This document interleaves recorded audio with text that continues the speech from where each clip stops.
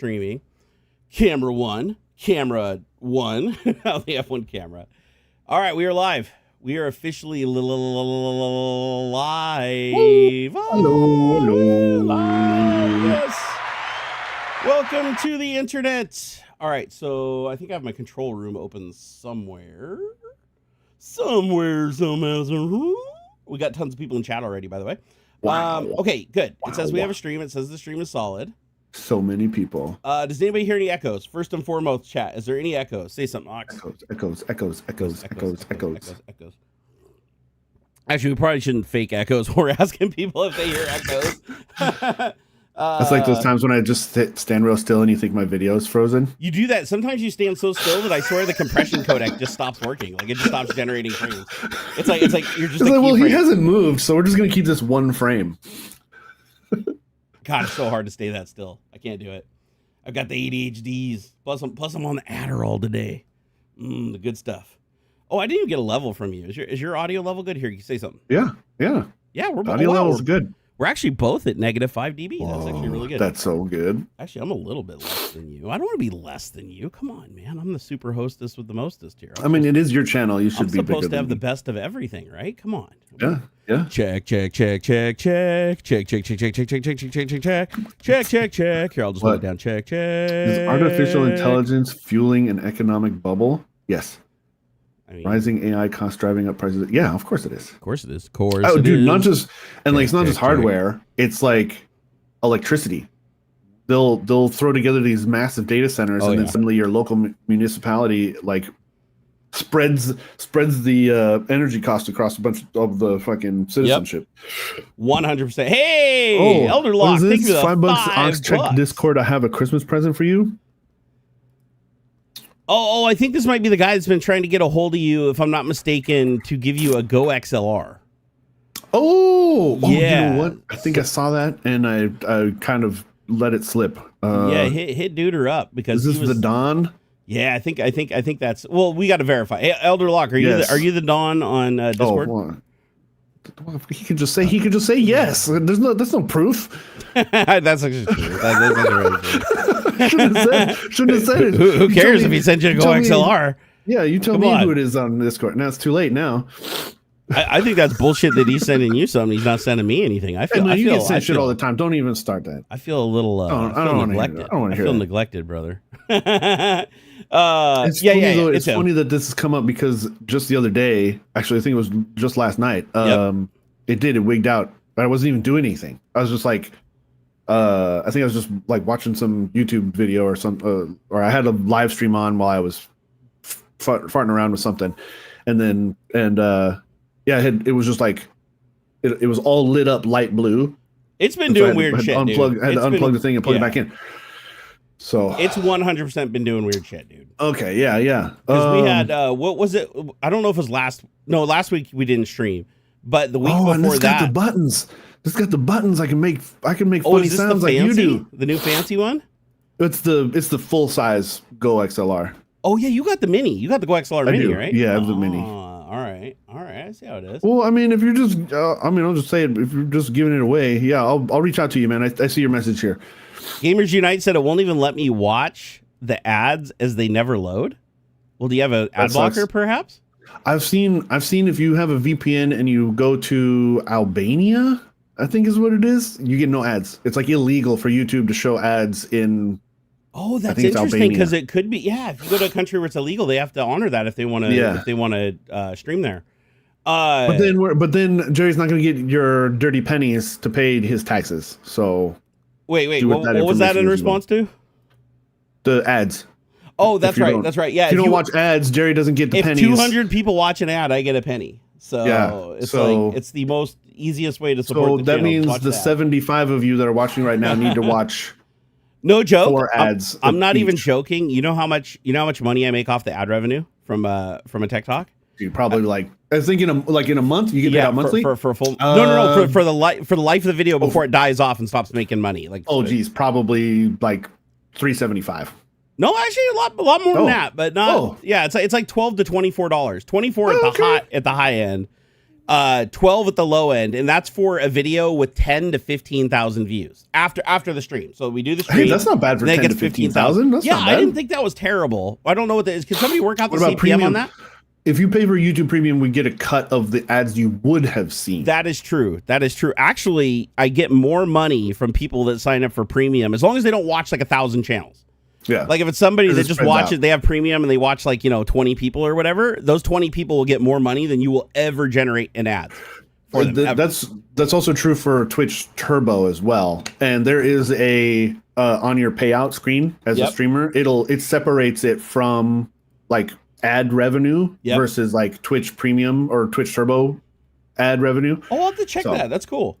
Last I remember, I haven't gotten a Twitch payout in fucking 4 years. So this last week I didn't stream on Twitch. It was just every day things kept getting like worse and worse and worse. I'm glad you're here today because I needed you, brother. I needed you. It was a rough ass week for me. Oh my God, dude. But at least I got a couple things done that I've put off forever and ever and ever. Like I went in our bathroom, had garbage bags over the windows because the cat like taped to the windows because the cats destroyed the blinds. Oh, like no. we have a big bay window in our master bathroom that faces right at the neighbor's house. So it's like if they're in the backyard, you can't help but look in our bathroom.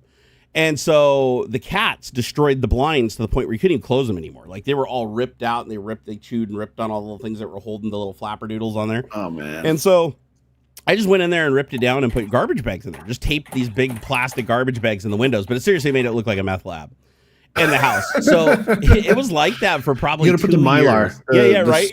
The tinfoil and stuff. Yeah, and I gotta make it look like erratic, like I'm on crank or whatever, where it's like there's just wrinkles everywhere, like I did it in 3 minutes.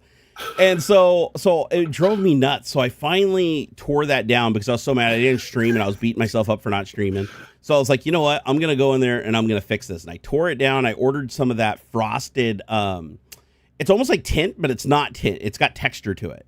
And I got this frosted shit with like back tape on it that I put on the window on both sides. And I had to cut it into like little chunks because it wasn't sized properly for the window. So I had to do it like multiple. I did like one big main run and then 2 little runs on the side to fill the whole pane. But I covered both panes. I was really, really proud of doing that. And then I also ordered up a curtain off of Amazon and a rod, but the rod arrived broken, so I had to send that back. A rod that like pins between the window frame. And so instead I got a handle off a broom from the garage and just jammed it in the window. Oh, hey, why and not? Slid the curtains on it just so I could see what the curtains look like. It actually turned out looking great. So I just left it. I was like, whatever, man. That one broom handle, I got 2 of them. It'll be fine. Yeah. But what I'm thinking about doing is I haven't 3D printed in a long time, right? My 3D printer is sitting here. It's not plugged in. It's like I need to get the desk clean, get it back online. Because I was like, you know what I could do? I could just open up Fusion 360 and just make a curtain rod. Yeah. Because in Fusion 360 you can create interfaces like threaded joints and snap together parts. Those are actual like things in Fusion 360 they just give you for free. You just click on the model and you're like, I want this side to be female, I want this side to be male, and then they suddenly just hook together. And so I've done some models like that in the past, and I was like, you know what I should do? I should just design a 53-inch long pole, cut it into sections that my printer can print like across the bed, which like if I wanted to print like 10 of them at a time, I'd make it the width. Right? So I'd make it like each one like 8 inches. Together. Just piece them all together. And then it'd be like 2 print runs. They'd go really fast because I'd print them flat. So the Z-axis is what takes all the time. So I'd print them out, take them off the thing, screw them together, stick it into the window, and then just twist a couple of them to create the tension to push against the wall. And I was like, wouldn't that work? Like I think that would work. I mean, I don't know if I'd want to use PLA. Maybe I'd want to use like what's that other one? The one that prints like PLA, but it's way stronger. I've got some PET, PET. Yeah, so maybe I'll print the thing out of PET, put it together, stick it in the window, and then it's like I don't got to buy a rod. Why am I buying a rod when I got all this 3D printer and 3D printing filament laying around? Yeah, like, exactly. That's what 3D printers are for: solving problems and granting dreams, right? That's right. So I need to get that shit rolling. Oh yeah, I just got reminded. I have not told anybody that we are streaming right now. So probably, come on. I probably should do that. I need. You're just saying how you're a professional and stuff. Man, I'm not. I'm furthest thing from it, man. Furthest thing from it. Okay, so copy this. And actually, for once, I got sleep last night. I went to bed at 5 a.m. So I got 5, 6, 7, 8, 9, almost 10. So was that 5 hours almost 5 hours of sleep? Hell yeah. So for me, going into a tech talk, it's like, oh my God, dude. Oh, by the way, Elderlock is Don. Yes. Don Kellogg, and not only that, but now that I see that it's the full name, Don Kellogg. Don Kellogg has been a long time viewer. Yeah, he's been no, I around for recognize the fucking name. ever. So I think you can trust him. Like as Yeah. far as like getting something from him, he's not going to do you dirty. Blue Varo, thank you for the 5 gifted subs, you dirty son of a bitch. Woo! Woo! And Jay Miller Design, thank you so much for the $10 roonies. He said, missed you guys last weekend, but understand, watching live for once while the wife is out for the day. Dude, you picked us over masturbation? Damn. Jay Miller, you're a stand-up guy. That's actually true. There's no reason why you can't do both. Blue Varo, thank you for being a channel friend. 34 months he's been a member of this channel. And then, of course, Elderlock, thank you for that $5 kicking everything off. I bought G-Skill 64, blah, blah, blah, for 280. What do they cost now? $850? Dude, RAM is fucked. I don't know how anybody can afford to build a PC right now. It's... this is just my rant, dude. This is fucked. Well, it's not so much rant. It's just this is what I feel is the reality of it. This is going to the whole 2026 is going to be shit for RAM. I think we're also going to see a big spike in GPUs again, like crypto style. Like it's going to be they're going to be expensive. They're going to be hard to find. The only ones you will probably see at a I can say regular price are like the professional cards, but those are outrageously expensive to begin with. Everybody in the industry is pivoting to data center and AI stuff, and it's going to hurt the consumer really bad for at least the next year. This like the whole of 2026 is going to be a bloodbath. 100%. 100%. It's like it's going to be like a combination of crypto / COVID. Like, yeah. Yikes, dude. Yeah. Yeah, I didn't think it'd be that bad, but no, geez, really? I mean it because less about like supply chain. Like it's not so much we can't get it from Vietnam to here. It's just going to be there's not going to be stock. Samsung can't even buy memory from themselves. Like I was just reading an article saying that they might have to delay the launch. Either delay the launch of the S26 or there will be limited stock of the next generation Samsung Galaxy phones because mostly because of OpenAI, but I'm sure Anthropic and the other big AI companies they've not just bought the current stock, but they have bought the capacity, the build capacity of. So everybody, I'm sure you've all heard, Micron is killing off the Crucial consumer brand because they have to keep pumping out ECC. Their whole capacity is dominated right now by manufacturing ECC. If you guys don't know RAM. what ECC is, that's error correcting RAM. So basically, it has parity bits in it. Think of it like RAID 5 memory. Oh, he's got some. Okay. So ECC memory is something that's used in servers because you can technically have bits in memory flip if the memory is 1 bad, 2 if cosmic rays hit the RAM, that can fuck it up too, right? So ECC allows the RAM to basically internally correct itself so that you can always trust the result coming out of the RAM. And not only that, if it can't fix it, if the parity bit isn't enough, like if the parity bit gets corrupted in addition to the data, the RAM will actually signal for a crash or some kind of event or some kind of exception. Like basically saying that it couldn't heal itself so that you can always be guaranteed that whatever comes out of RAM is accurate. Now, here's the thing on regular consumer PCs, that's not something that people normally use because of the more expensive. And it usually performs less. I brought visual aids. Oh, yeah. Show us the visual aids. I want to see the parity stuff. Because like I got stacks on stacks. Okay, so this is your regular DDR5. This is this, and it just happens to be Crucial too. Yeah, Crucial is the consumer memory that's not going to be sold anymore. So they don't make this anymore. Yep, no more. Actually, you won't be able to buy this anymore. Probably, until stock runs out, which would probably be a couple months. And this is only 4,800. This is kind of old, slow. That's the port. So this is your regular RAM. These are the actual memory. These are the actual memory chips. This is some sort of controller thing here in the middle. Yep. It's backwards. Some sort of controller thing keeps the timing and all that shit, right? Now, and it's in powers of 2, right? So it's double, right? It's double. There's chips on both sides, right? Now this is ECC. For it to be ECC, doesn't it have to have basically like another 50% more RAM for the parity bits? Not necessarily. It'll always have this thing here in the middle, though. Sometimes it's not this big. It won't be this big oftentimes, but this is the part. This is the parity stuff. This is what keeps the error correction correct. So all of these memory chips, this is the capacity, right? These are, what is this? This is a 64 gig chip. But this one here in the middle is what controls the error correction control. That's the best way you can tell. And whether it's DDR3, 4, whatever, this is DDR4 ECC. But it'll always have a bigger chunk here in the middle to handle the error correction. Let me check. I think you are right. I think it is a parity thing, but it doesn't need it. It only needs. Oh crap! Man, this is digging way back into like my high school days.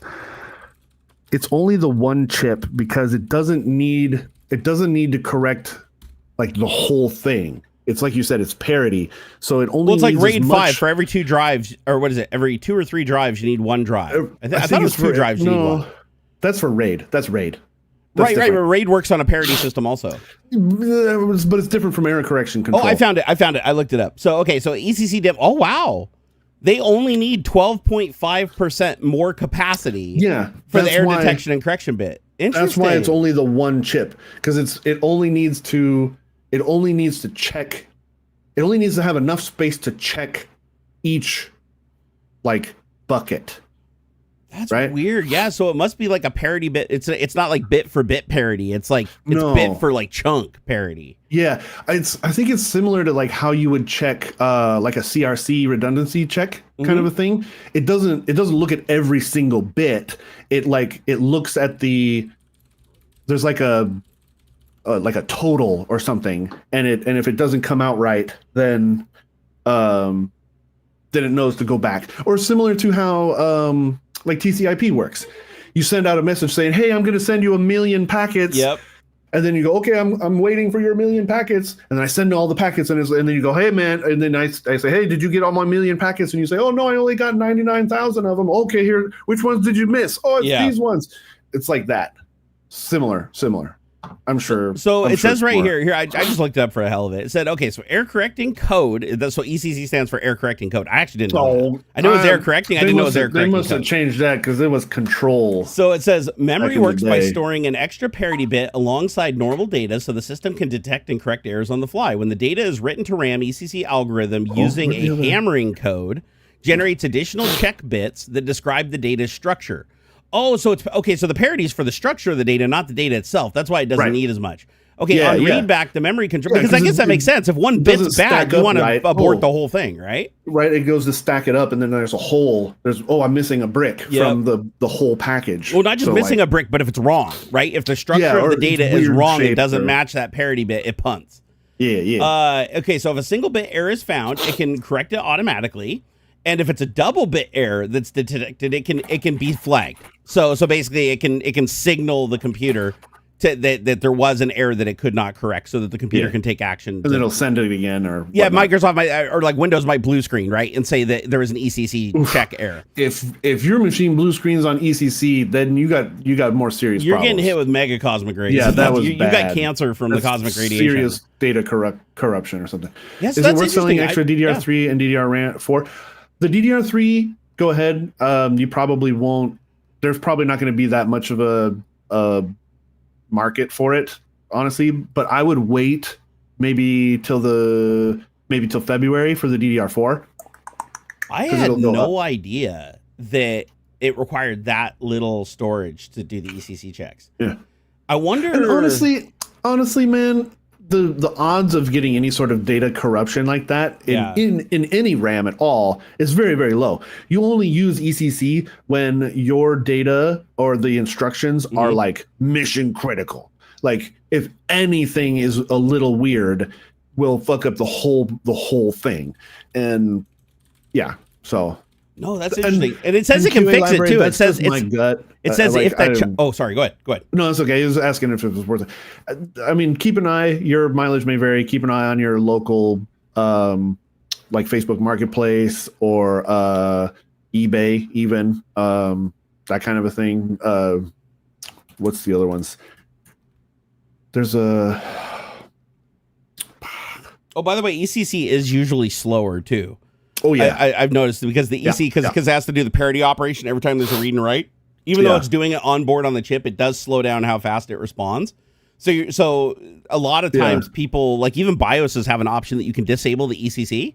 So if you have ECC RAM and you just care about the performance, you don't care about the accuracy, you can actually disable ECC in the BIOS and gain that performance back. Ginger Dude, what do we think about AI here? New to the streams. Actually, it's interesting you should ask because Jerry and I are... We're kind of on different sides. We definitely have different views. Different minds when it comes to AI. I think Jerry is... He loves it. It's freaking awesome stuff. I use it every day, and I think it's going to fuck humanity in the end. It's very doom and gloom. Very doom and gloom. You know what's funny is I use it every single day for everything, and yet I still am scared and hate it. Yeah, it's weird. It's a weird relationship. It's that love-hate relationship shit where it's like I take a much more. I'm infinitely optimistic when it comes to humanity in general. Like I've said before, we're in a downward. You're not an AI lover, though. I think it's safe to say you're not an AI lover. Like you like some of the stuff it does. I think the current popularity and consumer side of things is overblown. It's an overblown text prediction. It's really neat, and I use it myself almost every day too, in different use cases than Jerry. But I think the hype of it is way overblown. I'm more interested in real, honest to goodness machine learning and AI, like real AI. LLMs are not AI.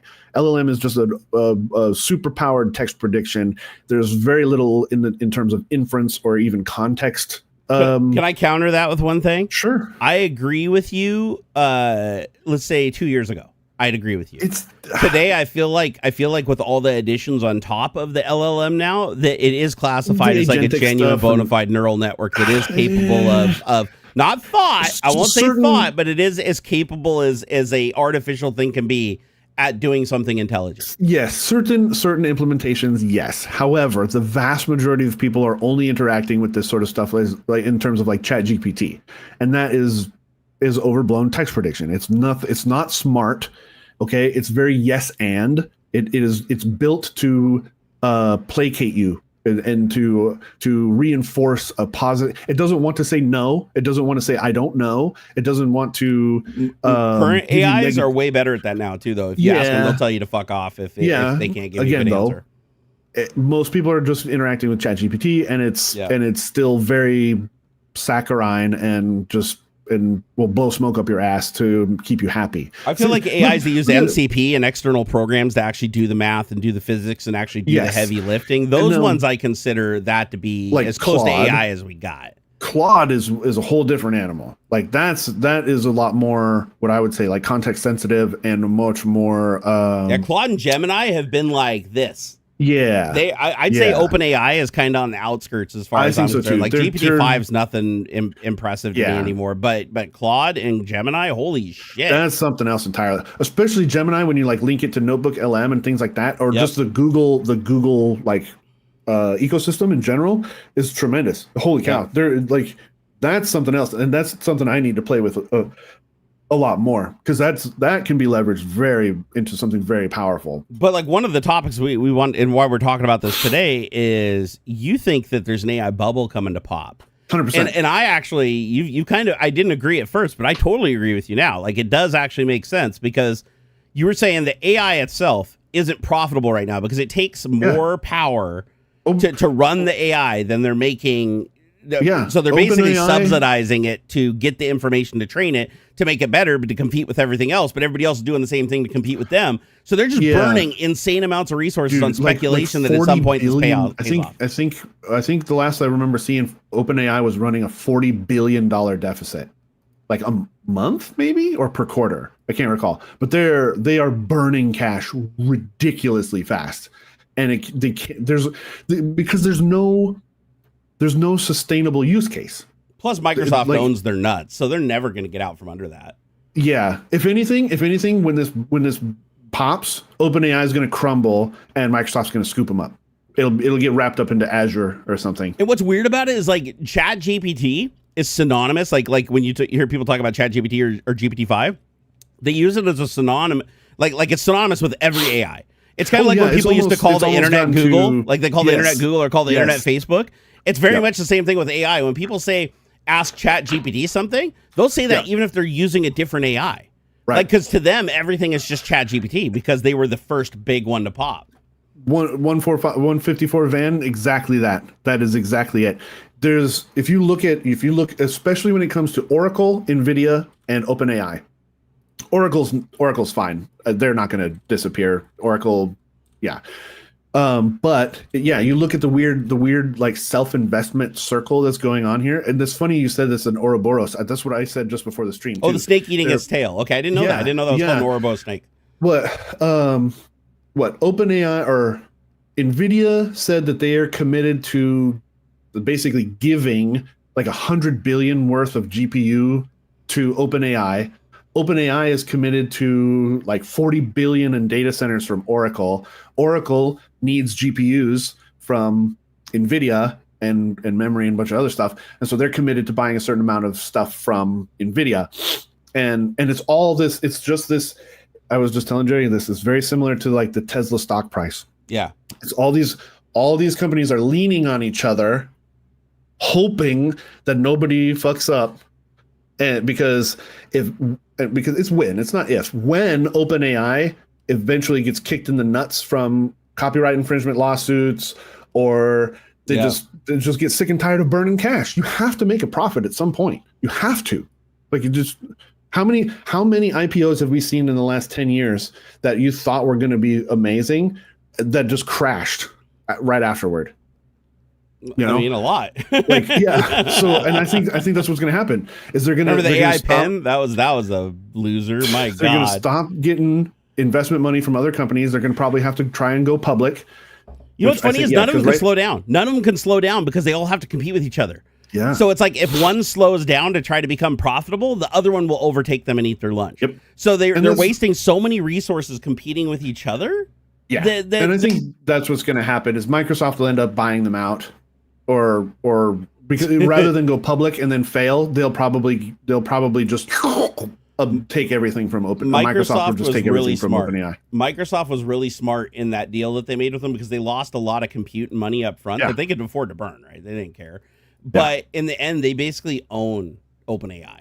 Like, they have a 10% stake already, so it wouldn't be... Yeah, but all the back end compute is donated by Azure.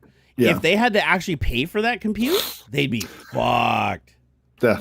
I mean, they kind of are paying for the compute by like bending over and being beholden to Microsoft. And plus, they had to agree to let Microsoft use their intellectual property for their own AI. So Microsoft developed Copilot. Yep. And Copilot is just like copy and paste, Chat GPT 5 with their own extra training sauce poured on top.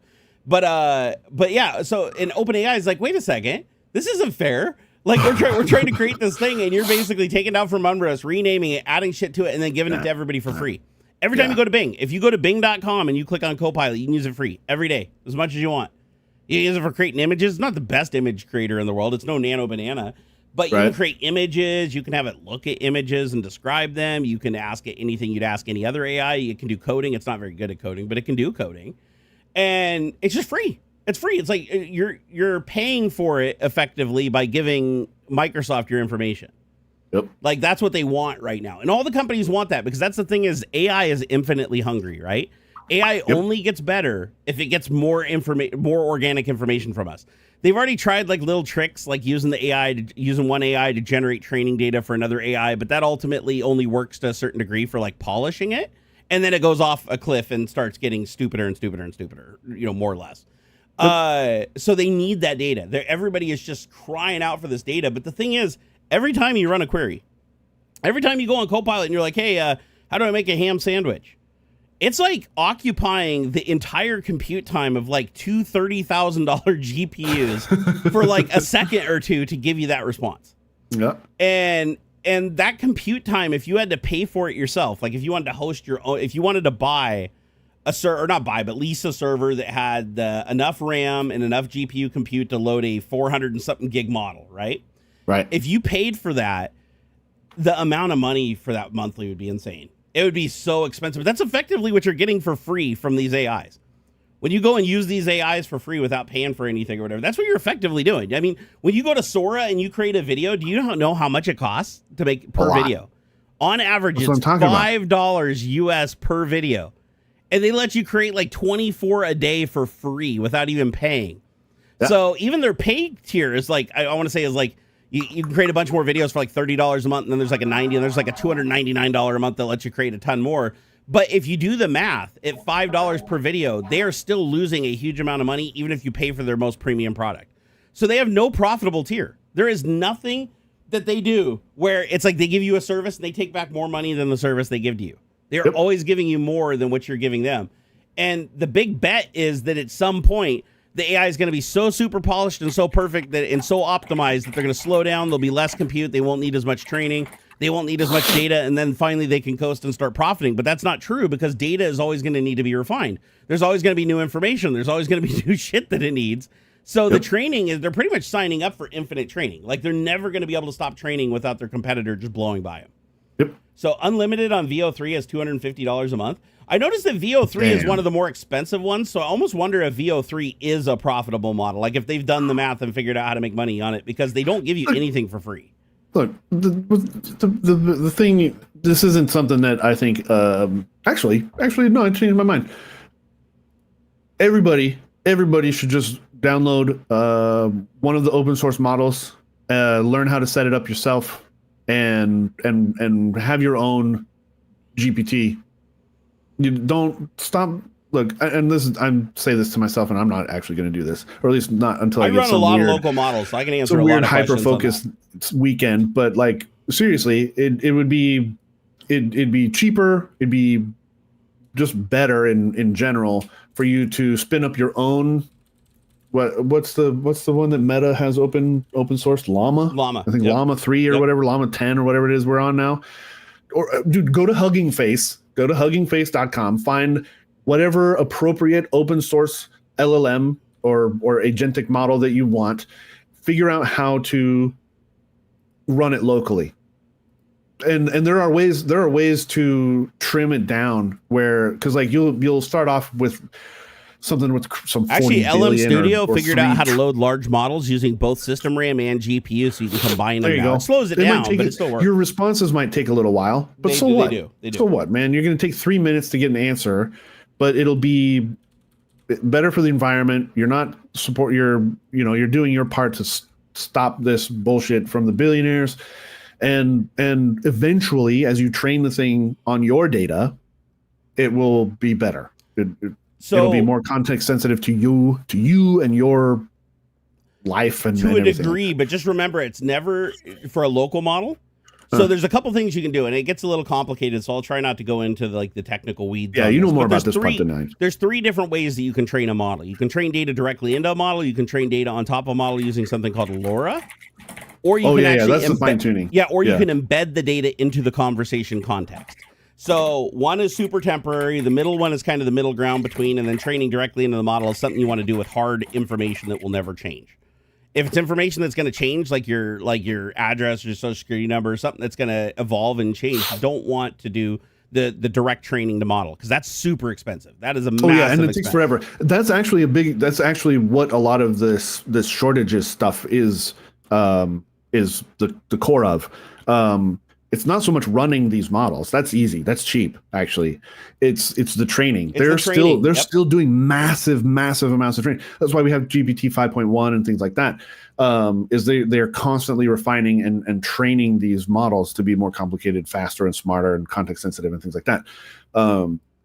And that is what is expensive. That is what you need A100s for, the big, massive 96 gigabytes of VRAM GPUs and things like that, is the training. But that's why you go and download a 40 billion, or what I think they have a couple trillion parameter models now, like one trillion. I mean, you can get by any single person is fine with like a 40 think of the billion context as like the memory, model. how much the model can remember in the context of a single conversation. Yeah. So it starts getting Alzheimer's or dementia once you surpass that, right? It starts forgetting things. Which there's ways to get around that too. Like you can have it dump. You can have it dump the chat history into something that it can refer back to. That's like a more of a long-term storage sort of a conversation, like after a certain amount of tokens or whatever fills up in this one conversation, you can dump it into a text document or something. You can also pass context too. A lot of models support this online now. You can do it locally also with LM Studio. Yeah. But with the online models, when you switch between models, like you go from like GPT-5 to GPT Fast or GPT 4.1 code, it can actually maintain the conversation, pass the context of that conversation to the next model as long as it has enough context to store it, and continue on from where it left off. And that is interesting. It gives you interesting results. It works best when you're working with models that are within the same I guess genus. Like you want, like if you have like GPT-5, GPT-4, GPT-Fast, like they're all trained in roughly the same you don't way, want to jump from GPT-5 to Claude. But you technically can. That's the scary thing, is you technically can pass the context. I mean, there's no reason why you couldn't. There's no reason why you couldn't dump it to, like I said, like dump it to a text file and then upload that text file to, whatever. Yeah, anything it stores in RAM and passes along, you could save. And say, hey, use this document for reference, and then we'll continue this conversation from there. Okay. Yeah, it's like when you create a conversation in anything, doesn't matter if it's online or LM Studio, when you create a conversation and you close the program or you leave and then you come back and reopen that conversation, it's not like they kept that conversation loaded in memory the entire time. They just keep a copy of the text and a copy of the context. And then the context is what is loaded really, really quick. Otherwise, it would have to go through, re-ask itself all those questions. And remember, every response is going to be different because of the seed, unless it remembers the seed. So it'd have to go through and ask and redo all the compute to get you back into the state where you could continue. But you can have thousands of conversations and instantly go back. And that's because the context is effectively just a block of data, a small compressed block of data that's stored. And but the one thing I did want to correct a little bit is local models, unless you're running the big dogs, like the big non-quantized 400 gigabytes or whatever models, you're not, no matter how much local training you do, you're not going to surpass it'll know your information, it'll know what you like and the things, but you're not going to surpass the general intelligence of that model at that size that you're using. Right. So you're not gonna necessarily get a better model. You're gonna get a more knowledgeable model on you, but it's still gonna be limited to what that model is, right? If that model is only trained on cars and you start training it on your tax data, it's gonna get really confused really quick, and you're not gonna get anything out of it. Like I tried to train a LoRa myself. As a matter of fact, I used AI to write a LoRa training script. I used AI to create AI. It's one of the things I love about 3D printing is how you can like upgrade the machine with itself. AI is very much similar. Like you can actually ask AI to do things to improve AI. Yeah. And so I asked AI and I was like, listen, I want to train a LoRa with all my personal data and all my context. So I basically downloaded every transcript from every video I've ever made. So 800 and some odd videos on YouTube. I used a program called YTDLP to download the closed caption text. And so then I had a folder with 800 text files that effectively have that weird format, time code, text, time code, text, time code in English. Then I said, I want to create a LoRa that takes all of these transcripts and trains them into the LoRa for the local LLM that I was using. And I think it might have been Llama. I think it actually was Llama. And so I created the LoRa. And I had it trained, and it went through all these things. It calls them, there's a word for it, where it goes through an entire generation of training, and then it goes back and does it again. Epoch. They're epochs. Oh, yeah. So it goes through all these epochs, and it trains. You can let it train forever. Like, the longer you let it train effectively, the better it is, right? To a point. But once you hit the apex, it starts falling off. So you want to find that sweet spot where it's, like, at its best, but don't go past. And so I trained the data in, and I let it train for, I don't know, about 2-3 hours. I figured that was sufficient for just a bunch of text. And so now I have the LoRa. I go into LM Studio, I try to load it, and I find out that LM Studio doesn't support LoRa's. So I was like, fuck. So then I said, AI, is there a way for me to just combine the LoRa into the model and have like a local copy of the full model with the LoRa embedded into it? It's like, yeah, sure, I can do that. So I do that, and I embed the LoRa. And I go in and I start asking it questions about me. Because I'm like, now it knows everything about me because it read all my transcripts. It knows like what I have, my computer to the nerd cave. It knows everything. So I'm like, what does, Barnacules Nerdgasm have in his nerd cave? And it comes back and it responds, and it got like one thing right, and then the rest of it looked like it was just hallucinated. Like it made no sense to me. But it did get one thing right, where before it didn't get anything right. When I asked it before, it didn't know anything about me. And so I was like, man, I trained for like 2 hours on a 4090, and all it knows is that I have a 3D printer and everything else it still got wrong. But that's because the more you train, like the LoRa doesn't have as much weight over the model as the model itself, right? It just tunes the model a little bit more in a certain direction. Right. LoRa's are often used, like the place where you see LoRa's most used isn't like text LLMs, even though they fully work with text LLMs. You see them with image generating LLMs. And what they do is they allow certain aspects to be better. Like, for instance, if you wanted to create people, like you had Stable Diffusion on your computer and you're like, draw me a picture of a human and they have like 4 arms and like 3 dicks or whatever, right? You're like, okay, this isn't right. What you can do is you can train a LoRa, give it a folder full of pictures of healthy humans that are representative of what you want, let it train that LoRa up on those human features specifically. And you have to be very, very specific about that. Then you take that LoRa and you lay it on top of the model. Now all of a sudden it starts generating people that look similar to what the model thinks people should look like, but now they have the right number of limbs. And the LoRa just helped tune it for that specific thing. You can stack multiple LoRas on top of a model, not just one. Like you can load one main model, and if you got the memory for it, you can put 100 LoRas on top of it. And then, and then when you train those LoRas, you can also train keywords into the LoRas, like keywords that you use that give more weight to the LoRa than to the model. So there's all this different ways that you can do things as far as like feeding information into a conversation, feeding information into LoRa, feeding information directly into the model, which is insanely expensive. But depending on what result you want, they all have a valid use, right? But there's also an invalid use for the other two where you shouldn't be using it. You technically can use it, but it's really expensive and it doesn't give you the result that you want. What I'm getting at is when you are using local LLMs, what you should be doing is, in most cases, is get the biggest model that you can load that does as close to what you want it to do, and then feed in all your private information into the context of the conversation. Literally open the conversation, attach your 47 files, attach. Next, 47 more files, attach. 47 more files, attach, and just feed them into the conversation. And just say, remember this, remember this, remember this. And then once you feed all that in, save that conversation. Don't delete it. Just save that conversation. Anytime you need to talk or work with that data set, you just go into the context of that conversation, because that data that you load takes precedent over everything. So if I feed my taxes into the LoRa in the context of a conversation, that's the center focus now. So when I ask questions about, what was my taxes over this, or can you rework my taxes, or where could I do something better? And it's a tax trained LLM, and I load all my information into the context of the conversation. I ask a question, so I'm going to get more accurate answers out about my information. However, you're not going to want to do that with an online LLM, because they're going to just save all your data and eventually train it into the model. And now your private information, like your taxes and your social security number and shit, is going to be in the model. And all it takes is one person out there doing a query that hits on the right seed. And now the demo social security number that it returns is actually a real social security number of a real person. And by the way, that did happen a lot early on. I don't know if you guys recall, but ChatGPT was like giving people's like private information to randos that were asking questions and shit. Those Samsung engineers got in trouble for uploading like engineering data and stuff for I watched a video on YouTube, it was like a year or two ago, where a guy got on ChatGPT and he's like, hey, can you give me a list of Steam game codes? Oh, yeah. And it's like, sure. And it looks like it hallucinates them. And most of them were hallucinated. Like he tried to copy and paste them. But every third or fourth one, he'd paste in. And it'd be like, oh, add in this game to your collection. Oh, add in this game to your collection. You guys hyped for the Game Award? I don't watch the Game Awards. No. It's dumb.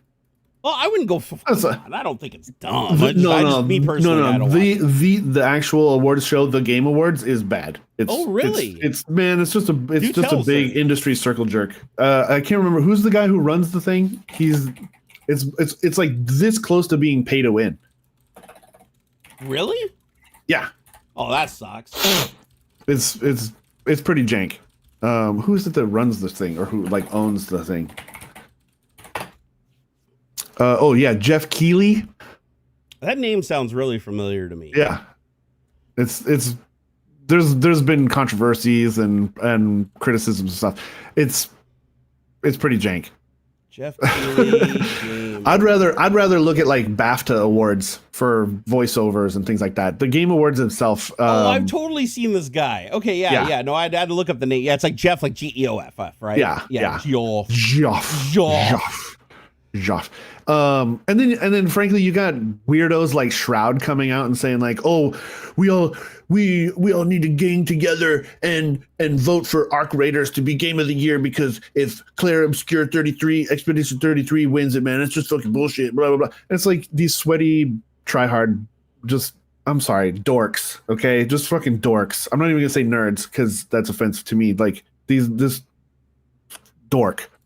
is like, oh, you know, the multiplayer gamers got to come together because like, it's like, look, Arc Raiders is a fun game. Don't get me wrong, I fucking love it. I put quite a few hours into it already, but it is not game of the year by any means. I haven't even like played it's outrageous to even suggest that it should be. It's just freaking dumb. By the way, if anybody has a spare Battlefield 6 code laying around or whatever, let me know. Hit up old Barnes.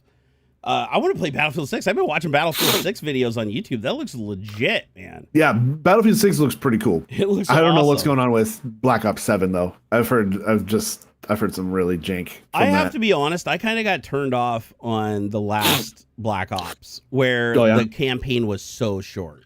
Like I was just getting into it and it starts rolling the credits and I'm like, I've been playing for like 2 hours. Like what in the fuck? I think which one was that? Was it Black? It was the one that came out. I think it was like 2 years ago. Okay. I bought it on PlayStation 5 and I was like, okay, I'm gonna play this through and it was like, I swear I was only playing for like 2 or 3 hours and hit the ending. And then I went online and everybody else was bitching about it too. Like I should have looked before I started playing it. Don't get me wrong, the story was good. Like it was fun, but it felt like it left you on a cliffhanger. And it wasn't like a cliffhanger that was worthy of a whole nother thing. It was like they just stopped in the middle of an episode. Right. And I didn't like that at all. Hey, Pele, thank you for the 500 sexes. Yeah, we love sexes around here. He said, I personally hope AI is a bubble, not because I'm against AI, because it makes all hardware more expensive. I mean, seriously.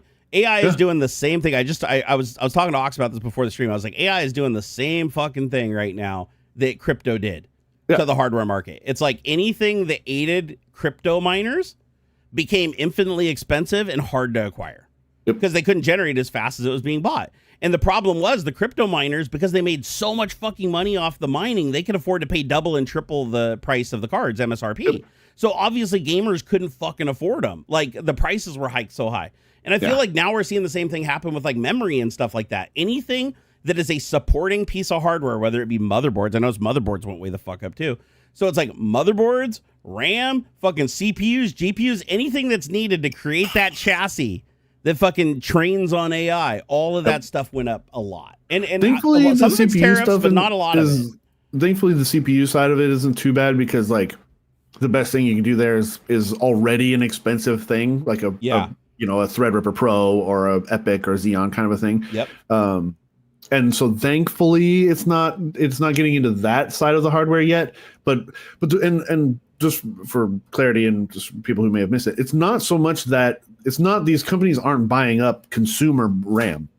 They're not buying up your regular. The companies are just not stuff. Making as much of it because it's more profitable to make the server shit. Yes, they're buying up capacity to build the ECC stuff, and so was it SK Hynix, Micron, and Samsung are basically the only ones who make system memory. Hey, what's up, network guy? Woo!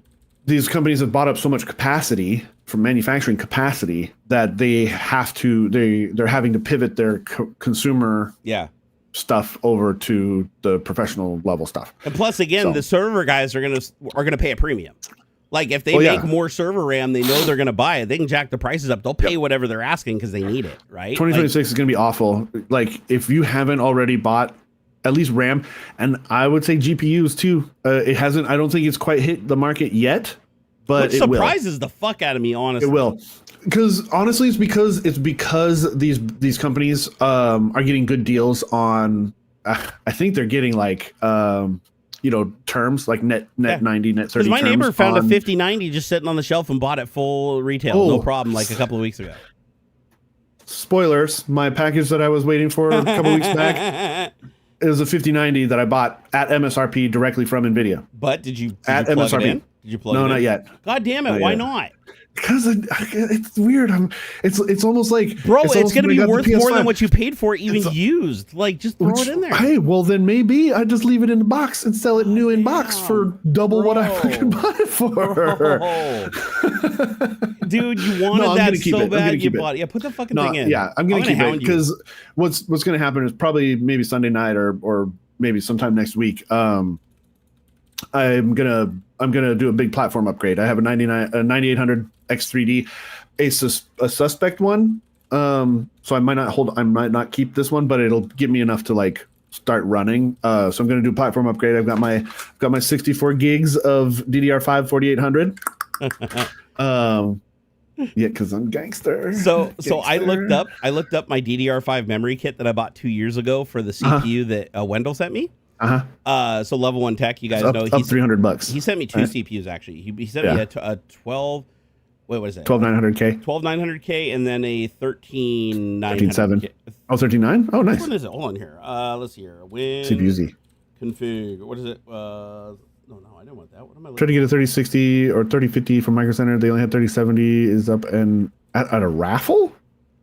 At a raffle, bro. What? Okay, so right now I have a wounded 13900K. That's the one I got to replace. I'll sell you a 3070 Ti. Nice. You don't have to. I think I got one right over there. Dude, I got such a deal. Oh, it's a 12700. So I got a 13900K in there that's wounded that I still need to swap out when Hobbs comes over to the 12700K. Oh, microcode bullshit. It's the microcode bullshit. Yeah, it's blown. It can't even be that bad. If I push it at it works. That's why I haven't swapped it yet. It works fine as long as I don't run it at 100%. Yeah, and on floating point across all cores, it's fine. It works. And fine. you've updated it, right? Like it's host. Okay. I've already proved with Intel. Oh yeah, the damage is done, of course, but it's not getting any worse. No, it's not. It's not getting worse. It's been fine. That's the only reason I haven't swapped it. But Wendell, he was so nice. He sent me a 12700K to swap in when this completely dies. It shit's the bed. So I needed RAM. The raffle was 4 years ago. When he sent me the 13900K, I needed RAM because my old computer only had DDR4. So in order to build the new computer, because he sent me a motherboard and CPU, so I had to get the RAM. And so I remember 2 years ago I bought the RAM on Newegg, and it was under $300. $300, and it was 90. It was the 96 gigabyte DDR5 pack. Ooh, so nice. So it had the two 48 gig sticks in it. Yeah. And I only got that because the price jumped by quite a bit to get the 128. Sure. It wasn't worth it. Well, and then you'd be at 4 sticks at 128. So, Exactly. Which then you start running into funny problems with. Oh, do they not make 64 gig sticks?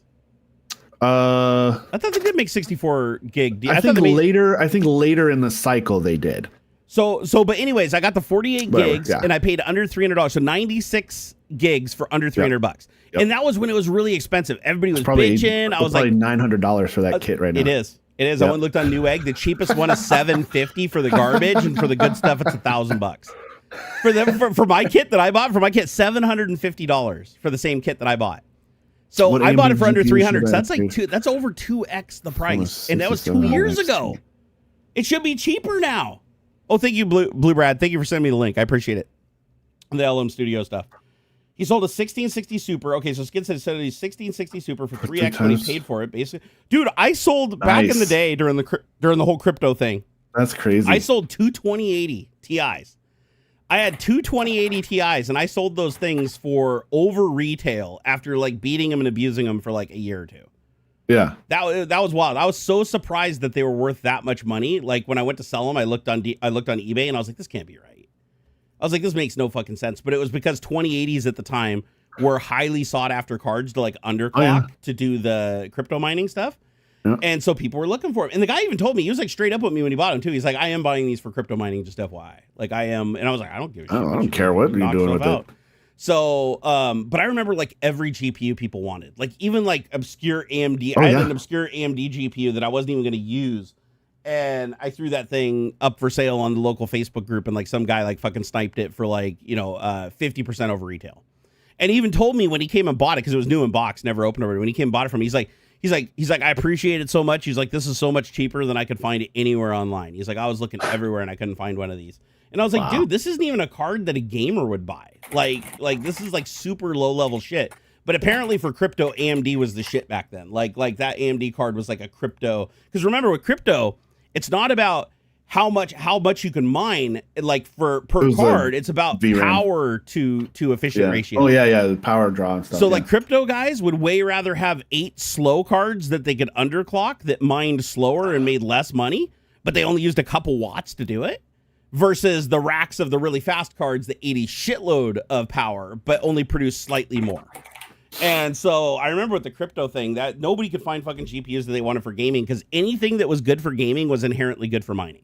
Yep. Because anything that could do floating point faster, which is all gaming is at the end of the day, was immediately a target for that. And so these people were just buying them up left and right. And I feel like AI is the same way, but a little bit different. Just like you were saying, it's like it's not that they're buying up the consumer cards because they're not. Because it's not like there's AI companies building out racks with 5090s in them because they need more VRAM. Yep. There's not enough VRAM, but there are companies out there that are buying up the consumer cards and having it thrown over to China, reboarded to get them up to like 96 gigabytes of VRAM or whatever, and then set back and put in the chassis. Yeah. Or Nvidia is pulling production from the consumer line and giving it to the A100 line. That is what I think is actually going to happen. Is they're just going to produce fewer consumer cards in exchange for their data center stuff. I feel like it's already happening. I think so. Honestly, I think so too. Yeah. They just haven't actually said anything yet. They haven't actually, because like you won't know until quarterly reports and shareholder calls and stuff like that. Yep. Power is also becoming a big problem. Oh, due to electricity. Yeah. Yeah. So electricity already. Did you see electricity went up here in Washington? A little bit. Yeah. It's been years, and it went from 12 cents a kilowatt to 14 cents a kilowatt. Thanks, Microsoft. So yeah, which is still cheap. Like, don't get me wrong, 14 cents. Oh, for us, it's nothing. 14 cents a kilowatt hour at peak is cheap. So we're lucky here in Washington because we're powered by mostly hydro, and we sell a lot of our hydro powered like Oregon and I think we sell some to like Idaho and stuff and like Montana. Like we sell our power all the way to California even. Yeah, we sell power all over the place because we generate way more hydro than we need. And we even have a nuclear power plant here that we never brought online because I think it's called Hanford, isn't it? Hanford Nuclear Power. The Hanford Nuclear site, yeah. They haven't even brought it online because they didn't need it. And now all of a sudden they're talking about bringing it online. Have you seen that? Yeah. So for the first time, we have an abundance of this hydroelectric, right? That and we also subsidize. We also have wind on top of that. So we had all this abundance of power. It was super cheap. Everybody had what they want. Now they're talking about literally bringing a nuclear power plant online, which is like one of the most expensive things you could possibly do because they need that power. They need the power from that nuclear power plant. And what'll happen is if they bring Hanford online, I guarantee you're going to see data center after data center after data center just pop it up. Eastern like Washington City. will just be, it'll be to the horizon, just fucking just buildings, warehouses, warehouses and warehouses of full of fucking, and then they'll probably suck a bunch of water out of the Columbia to. And the other thing is you get cheaper rates the more power you buy.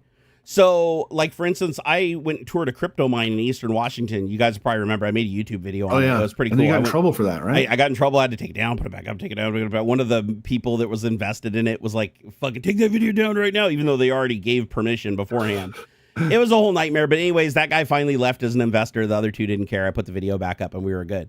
But they paid 2.5 cents per kilowatt hour at this crypto mine. And they had 11 trailers that they were building out. I think on site they had like 6 or 7 that were online. Each one of them had 300 kilowatts of power. So imagine your house has a 200 kilowatt panel, right? Like most houses have modern houses have a 200 kilowatt panel. Old houses have a 100 kilowatt panel.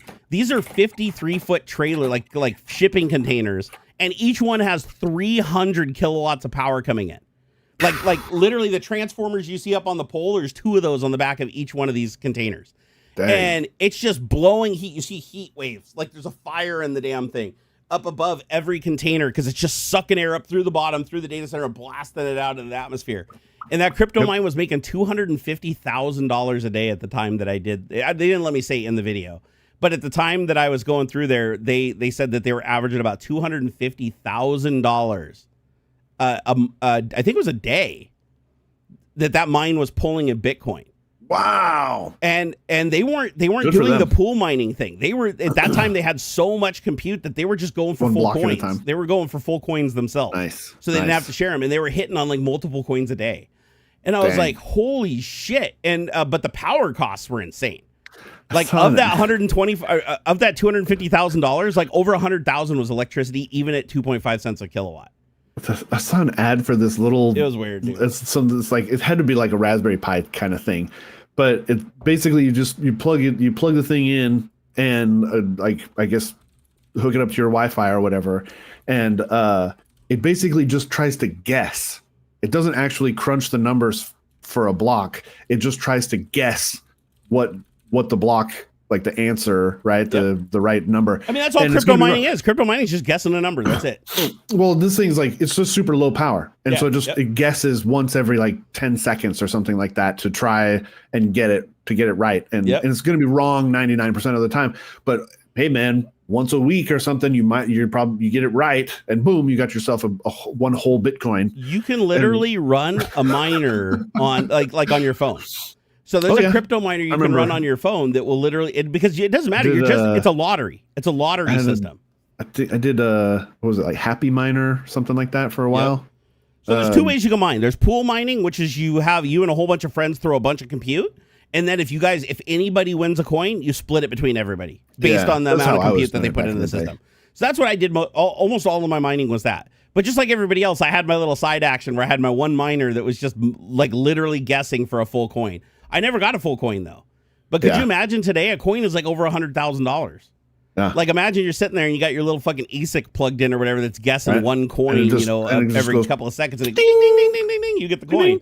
And it shows up in your wallet and you're like, holy shit, I just got $100,000 from this. I'd freak out. So it's kind of like the lottery if you think about it. I mean, that's how the guy in the video put it. He's like, it's basically buying a lottery ticket every 10 seconds or whatever. The more power you put into it, the more lottery tickets you have. That's basically how it works. And you just like with the lottery, you can have a guy that just randomly buys one ticket in his life and he wins, versus the guy that's bought more tickets than anybody else on the planet has never won a single thing. And that can happen. It actually did happen quite a few times with Bitcoin, because it basically goes off. You feed the number in, right? So you're guessing the numbers, and then you're sending that to all the other peers, and the peers verify that, and the first person to actually guess that number and get it verified wins the coin. And there are cases where technically two people could guess the same number near the same time, and then the network reconciles who did it first, like based on who sent it to the blockchain first, because everything's all timestamped. So, but yeah, I still got all my crypto miners. I don't know what the hell to do with them. I've thought about just plugging one in the wintertime, because all they do is generate waste heat. They just generate waste heat. So if I stick one in the house, it just offsets my furnace in the wintertime. And it's just as efficient as a space heater or anything else. Yep. It's literally the exact same. You're just getting something out of it instead of... Yep. And the neat thing about it, too, is like a space heater doesn't pay you anything. Right. If I wanted to do pool mining, the electricity, the amount of money it would make mining is less than the electricity. So I'm still going to pay more money. But imagine a space heater where it costs, $15 a month to run it every day, right? Now, if I use a crypto miner instead, it only costs me $5 a month because it was profitable enough to offset 75% of its power. So I'm actually surprised that there aren't a lot more people in like cold places that have electric heat. Like not just buying up old shitty throwaway crypto miners that are worth nothing. Yeah. Like you can probably buy like an amp miner, like an older generation amp miner off of eBay that makes, a quarter of the cost of the power to run it. And it's going to put out all that heat into your house. So one of the plans I had a long time ago that I never got around to that would have been a really, really cool project is I was going to move all my amp miners, the racks of my amp miners under my house, because I have a crawl space under my house that's like 3.5 feet tall. Yeah. So I was going to put little racks, those little silver racks you can get for like putting your shit on, right? Like I have up here in the Nerd Cave. I was going to put those under the house. I was going to put a bunch of amp miners all over it. And then I was going to put a big heat hood over the top of the thing with curtains around it. And I was going to have all that heat feed up into a duct and then have that duct go into my furnace box in the house. Nice. Because heat rises, it would have came up into the furnace box. And then it would have radiated and the fan would have pushed it out throughout the house. And that would have got all that heat in the wintertime. And then all I was going to do is put a flapperdoodle on it controlled by an Arduino that if the house gets, if the thermostat says the house is at the temperature I want, then it just flips the flapperdoodle and just dumps the heat under the house and lets it just radiate and it heats the floor. That'd be cool. I was nice like, radiant heat floors. Cool. Yeah, right? Right? That would have been awesome. A friend of mine back in the old neighborhood, when they built their house, they had done that. Basically the hot water pipes, right?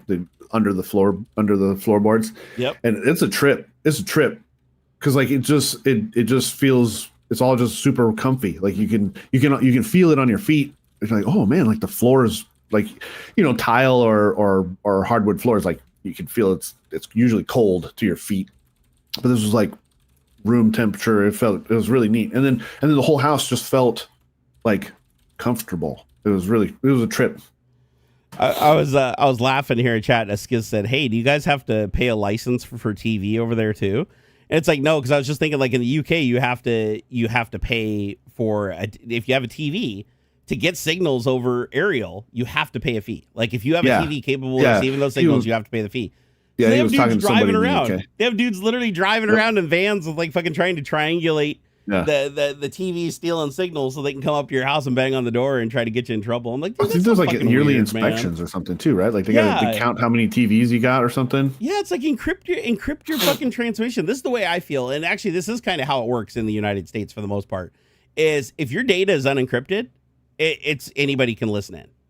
Doesn't mean anybody can broadcast or intercept, like, because you have to have certain laws or certain licenses to broadcast on certain frequencies, but you're allowed to accept anything. So if you have the ability to, for instance, receive a satellite signal and it's unencrypted, you have the right to watch it. If you receive a signal over the air through your antenna or through anything, you're allowed to listen to it. Like if it is not encrypted and it is over the air, it is free game for everybody here in the United States. So I always thought that was weird, like in the UK, where it's like they got the dudes driving around the vans, like, oh, you got a TV, you're stealing service, you're watching the BBC channel, and you're not paying for it. You know, that was always thankfully weird. That's why some of my fucking income taxes that goes to the feds, they pay for public broadcasting. Like, well, used to now public broadcasting is getting killed by dipshit. Yeah. There's that too, I guess. But yeah, so now our tax dollars effectively pay for ballrooms. So that's all. Our tax dollars don't do shit for us. No, we don't have to, but it's fucking stupid, man. Just I will say one thing though. Please vote in these midterms coming up. Like it's like seriously fucking important. Like even if you've never voted ever in your life, please just take a little bit of time, register to vote, and go vote. Like, serves business. Trust me, you're gonna fucking be. If you don't, and the bad thing happens, like you're gonna wish you had. Like you will never regret not voting if it goes the wrong way. Like it's that bad right now. The TV vans are a hoax, by the way. Are really? I want to double check that. A hoax? Because, they said that they're a hoax, but I watched like an entire documentary on it. Let's see here. Do they have vans in the UK that go around checking for people stealing TV signals? All right. So I watched like a whole fucking documentary on this, and they showed the people, the vans, they talked about it, they had a government spokesperson. All right, yes, the UK does have TV detector vans, though their effectiveness and even their technology have long been debated. So it looks like they're more of like a scare tactic, but they do exist.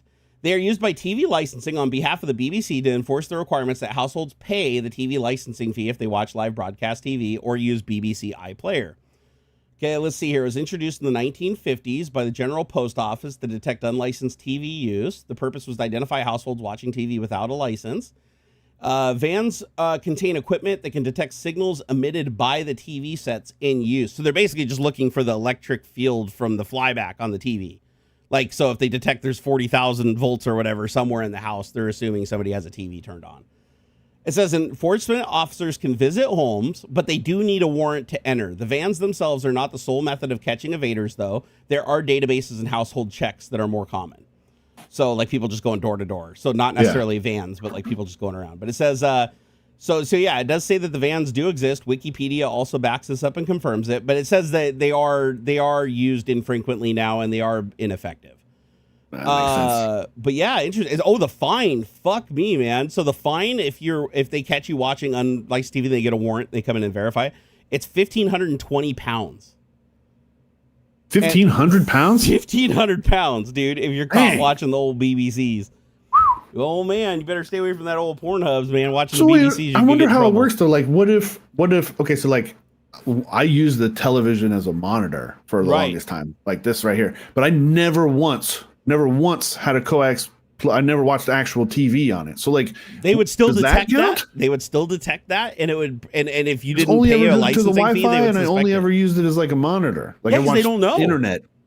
They don't know. They have to actually they'd have to physically get a warrant and come in and verify it, though. And that's the rub. That's like I never had the thing plugged into like a television cable or nothing. I don't think I ever plugged in a coax cable to the back of that thing. You know, I am glad to see though that they do need a warrant to enter people's houses. Like I honestly thought in the UK that wasn't a thing. Like the police could just freely come into your shit. No. You can. There's so many laws similar in the UK to warrant stuff like here. Yeah, I feel like there's so many things in the UK that are different than here, though, as far as like the law goes. I know we copied a lot when we left and changed some things, but it's like, I mean, like you can't own. I just answered my own question. I was like, you can't own land in the UK, but technically you can't own land here either because of taxes, right? Yeah, if you don't pay your taxes, your land gets taken away. Okay, that makes sense. Let's see here. You only need to pay if you watch live TV or use iPlayer. Yeah. No. That's what it says on here. They only care about the BBC. They don't care about the other signals, which is funny because I gotta imagine there's other broadcasting signals, right, that don't require you to pay a license to watch. So again, the vans would be horribly ineffective now. Haven't had an antenna connected for like 15 years. Dude, if I was in the UK, I'd just put a bunch of aerials up on top of my house just to fuck with people. I have like 20 antennas on top of my house. When they stop by, I'd be like, I'm not doing nothing. You're doing something. I'm not doing anything. Yorkshire Techie said the TV detector vans are a scare tactic that was invented when people didn't understand that sort of stuff. They don't need the vans because they can just look up which addresses don't have licenses. That is true, but even if they look up an address that doesn't have a license, what if they don't have a TV? What if they just don't watch TV, right? They wouldn't have a license if they didn't watch TV. So you still don't know unless you physically check. And there are there are pictures of these vans. So are you saying that the scare tactic was the vans just drove around so people saw them and got freaked out? Because that could totally be a thing, right? So, but you're right. You don't know if there's no way to know if they're watching the BBC because that's a passive thing. Like like whether you turn the signal into something on your TV or whatever, there's no way to detect that. It's a passive thing. So all they could detect really is if you had if there was a high voltage field. Like from the flyback transformer in a TV, which is uncommon. Like there's not a lot of devices in your house that generate that kind of voltage. Let's see here. So TV vans scan the radiation wave coming off the screens. They cannot tell if it's a PC screen or TV screen. Exactly. That's what I'm saying. They write to me because I do not have a TV license, but they pick up my screens. Oh, so you actually have gotten a notification from them. Huh. So QA Library, can you confirm? Because he's been around for a long time.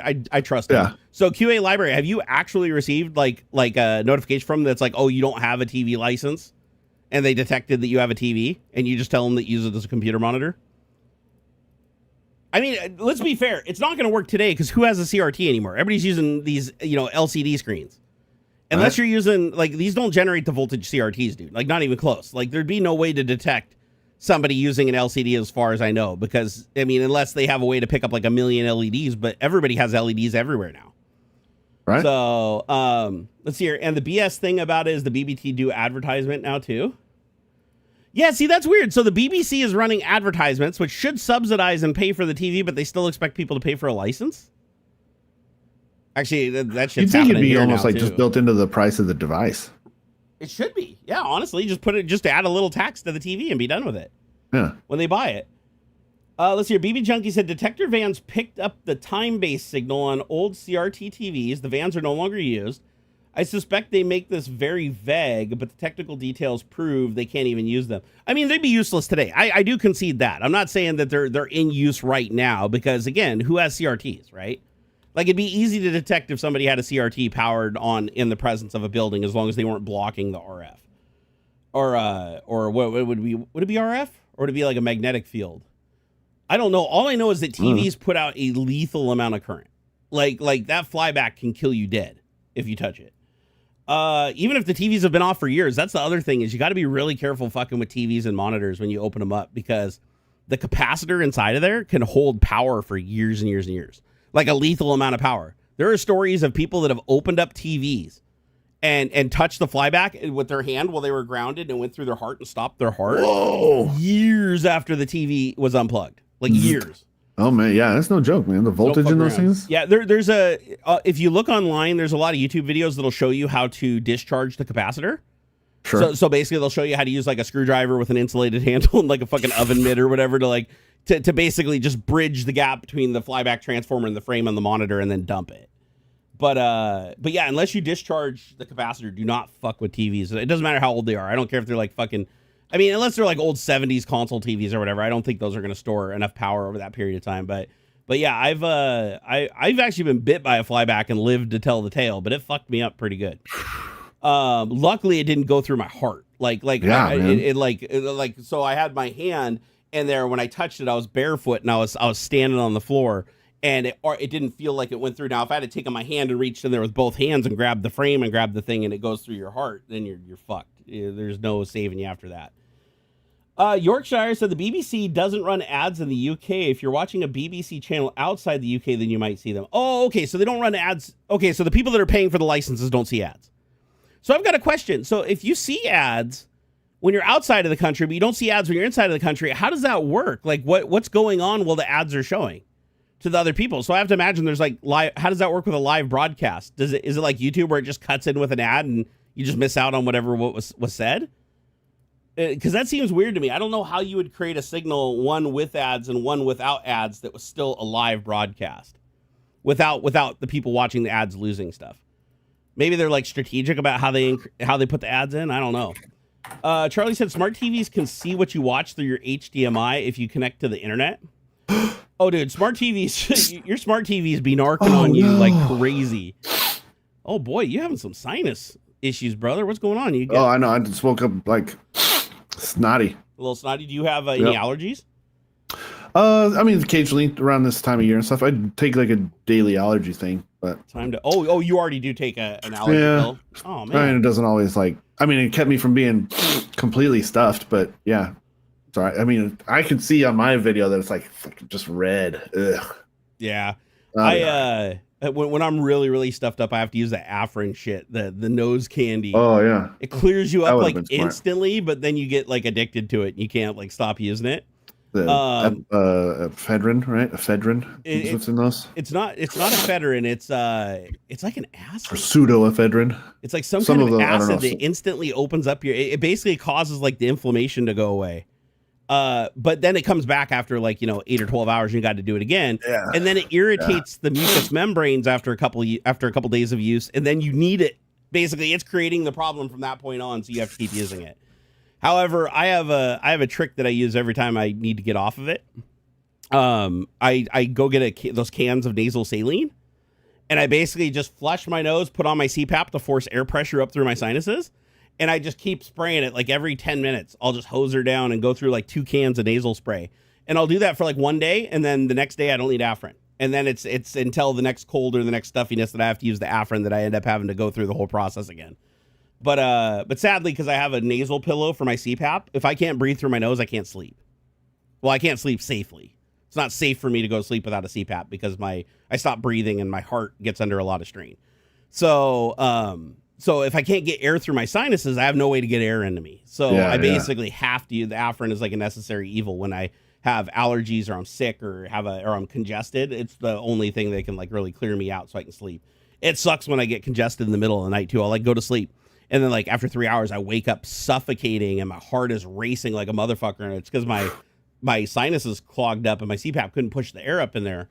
And so I would just stop breathing because there's no air in, only air out. And that sucks, man. And it always manifests as like a crazy nightmare where you're like getting stabbed or shot or killed or falling off a cliff.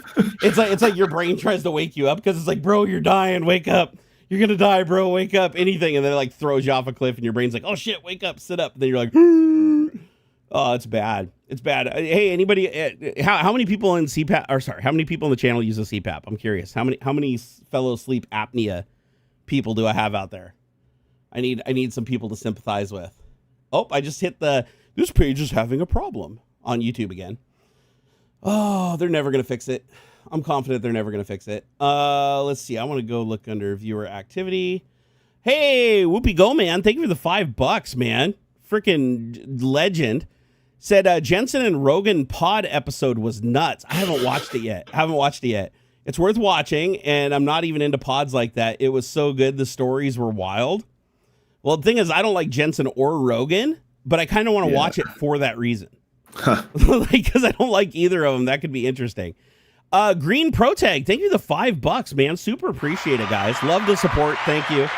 We could absolutely use it around the holidays, especially with everything going on right now. Said I'm rocking an old X99 with an 18-core Xeon, 256 gigs DDR4. Shit, you say old, but that is still a hella capable system, brother. And a pair of 3090s. I'm not big on AI, and I'm actually doing GPU para-virtualization experiments. Cool.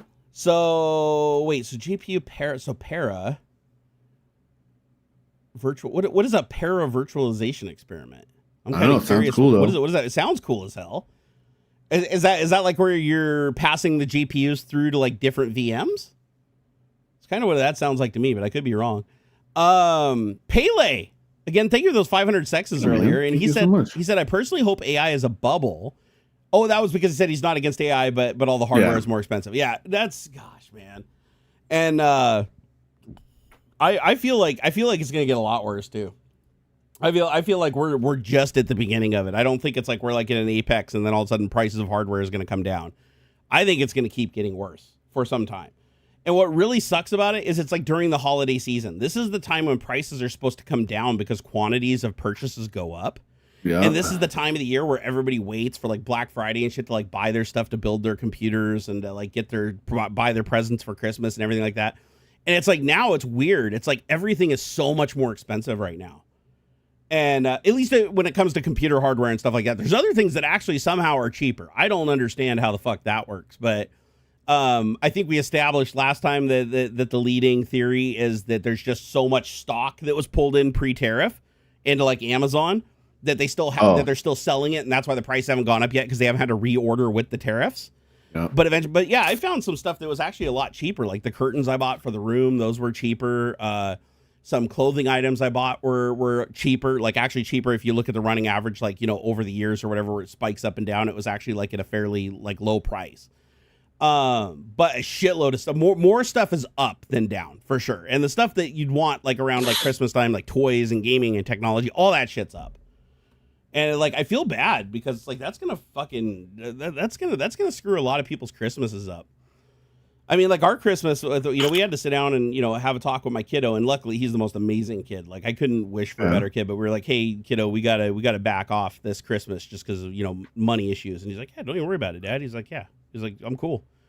He's like, yeah, just let us know, a few things that you want or whatever. And maybe we'll, focus more on like digital stuff, like, some games for VR and stuff like that. Since you do so much of the VR and you play like, he plays on the Nintendo Switch and stuff like that. And Adam gave him a Switch 2. Aww. He loaned him a Switch 2. And like Adam always does, the loan turned into, you just keep it. I got another one. Right. So I was so happy with that because I was like, man, I'm not going to be able to afford a fucking $700, $600, whatever they are Switch for Christmas this year. And I already, told Xander when he was borrowing it, I was like, hey, listen, we got to give this back at some time and I'm not going to be able to buy you one for Christmas. And he's like, I totally understand, Dad. And then Adam's just like, yeah, just keep it. Just keep it. I got another one. And the funny thing is the second one he got was from a friend who bought it. One of his friends bought it just to play a single game. He bought it to play a single game and then he sold it to him for like $200, which like, I think Switch 2s cost a lot more than $200. Like, yeah. So that was a hell of a deal that he got. So I was like, oh man, that was so cool. That all like worked out. So Xander kind of, the way we see it is like he got an early birthday present or Christmas present. Right on. JD said, what's your pressure setting on your CPAP? Mine is an 8, had 37 apneas per hour. I had 50, it was either 51 or 53. 51 or 53 apneas an hour. My current pressure that I'm on right now is 11. So, however, it is variable. And what I mean by variable is fuck doctors having control over my pressure. If I need more air, I get more air. Some rando just remote? No way, man. That's one of those things you got to do yourself. You went super robotic there. Can you repeat what you said? Oh, I said it'd be weird. It'd be weird for somebody remote to do it. Yeah, like, isn't that it should be local. That's weird. So this is the way it usually works. Like if you feel like you're not getting enough air and you're getting a lot of apnea events, then you call your doctor and he looks at your data because it broadcasts your data over the air over the cell network 3G, and then he can see it. So he looks at it and he's like, oh yeah, you're having a million apneas. Okay, we're gonna up your pressure. I'm gonna send that down to your machine. So you have to call him, go through the process, wait for him to call back. Sometimes it takes 2-3 days to go through all the rigmarole, and then they finally change the pressure. And if the pressure is too much or too little, you have to go through it all again. I'm like, fuck that noise. I just hacked my machine. So if I want, and yes, it does narc me out. It does tell the doctor, he sees different pressures and stuff. But big surprise, my doctor's never noticed. It's been literally like 5 years, and he's never once noticed when we've had a conversation. He's like, "Oh, okay, your pressure's at 11." He doesn't look at the delta, like he's not going back and looking that it's changing like every 5 days. But no, I hacked my machine. I have a ResMed something or other 9. It's not actually called something or other. What the fuck is it called? Here, ResMed CPAP. I'll tell you which one I have, and I'll tell you guys how to hack it too. So I have the ResMed, come on, damn it, machines, featured machines. I have an AirSense 10, sorry, not a 9. I have an AirSense 10. So if you have an AirSense 10 machine, and again, this is not medical advice, this is just technology, and I'm just telling you, you own your technology, do what you want with it. This is on you, not on me. So if you hold down the wheel, the knob, so push in the knob, it'll click. but hold the home button. So you push in the knob and the home button at the same time. So click them both in at the same time and hold them for 5 seconds. When you hold them for 5 seconds, you'll see a new option appear above where it says My Options. That'll say Clinical Mode.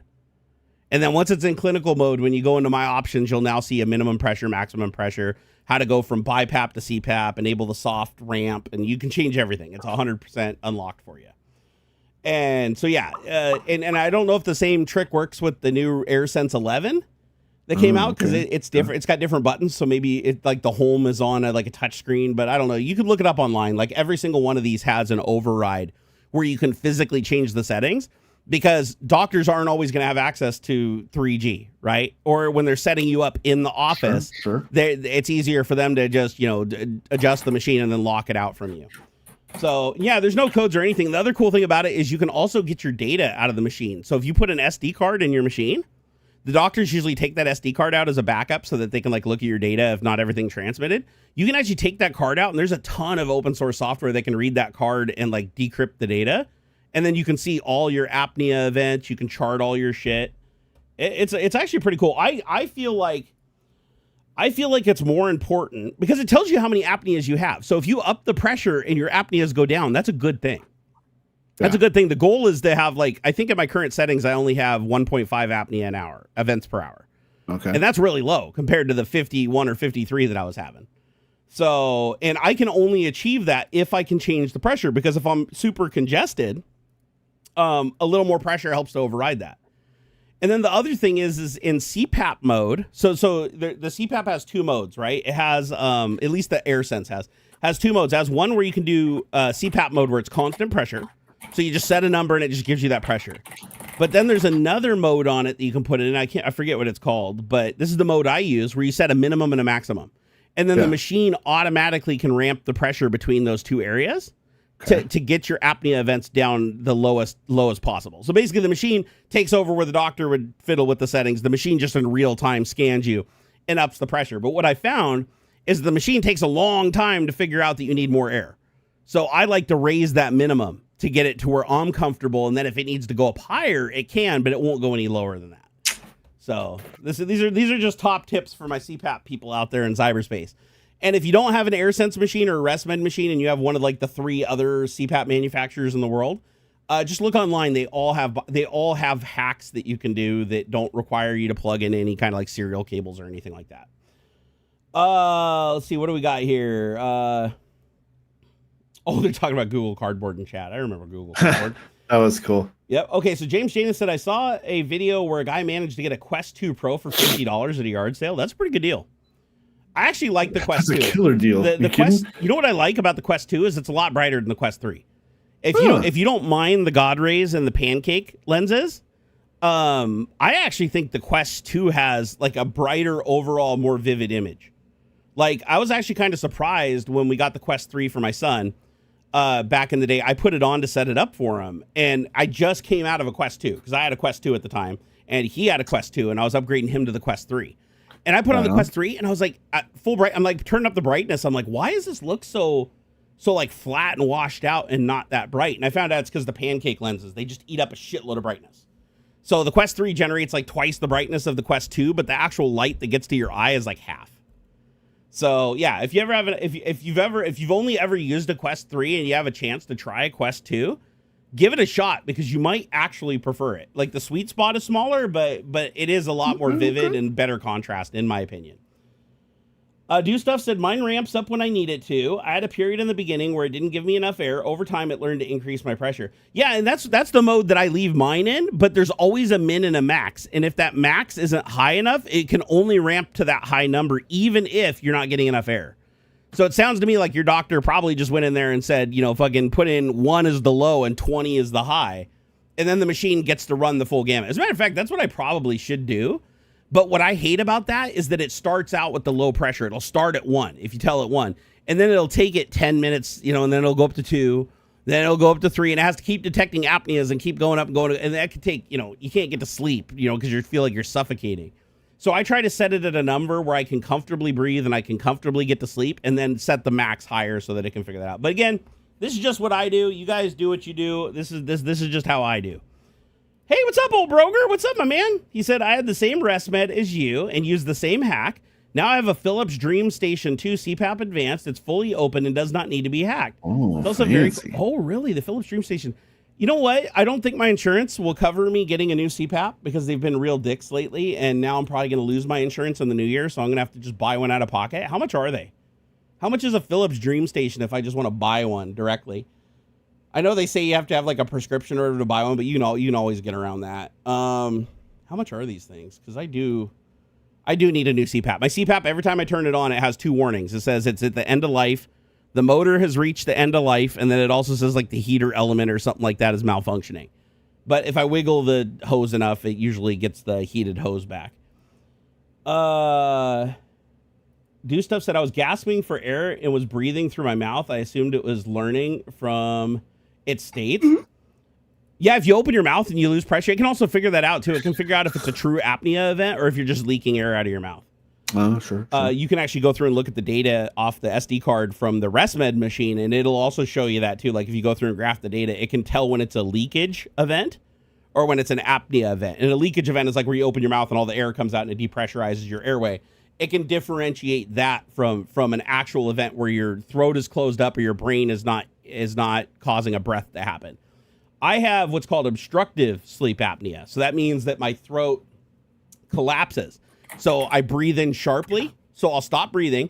I'll breathe in sharply and it'll close up my throat, and then it'll keep trying to breathe in instead of allowing my throat to release and then trying to take another breath. So what the CPAP does is if that tries to happen is it forces positive pressure, which reinflates my throat so that doesn't happen. Now there's another type of apnea. It's like a mental apnea. I can't remember what the hell it's called off the top of my head right now, but that's where your brain physically doesn't tell your lungs to take a breath. So your brain literally isn't sending the signals consistently. And for those people, the CPAP just ensures that their airway stays open and that they kind of forces a breath on them.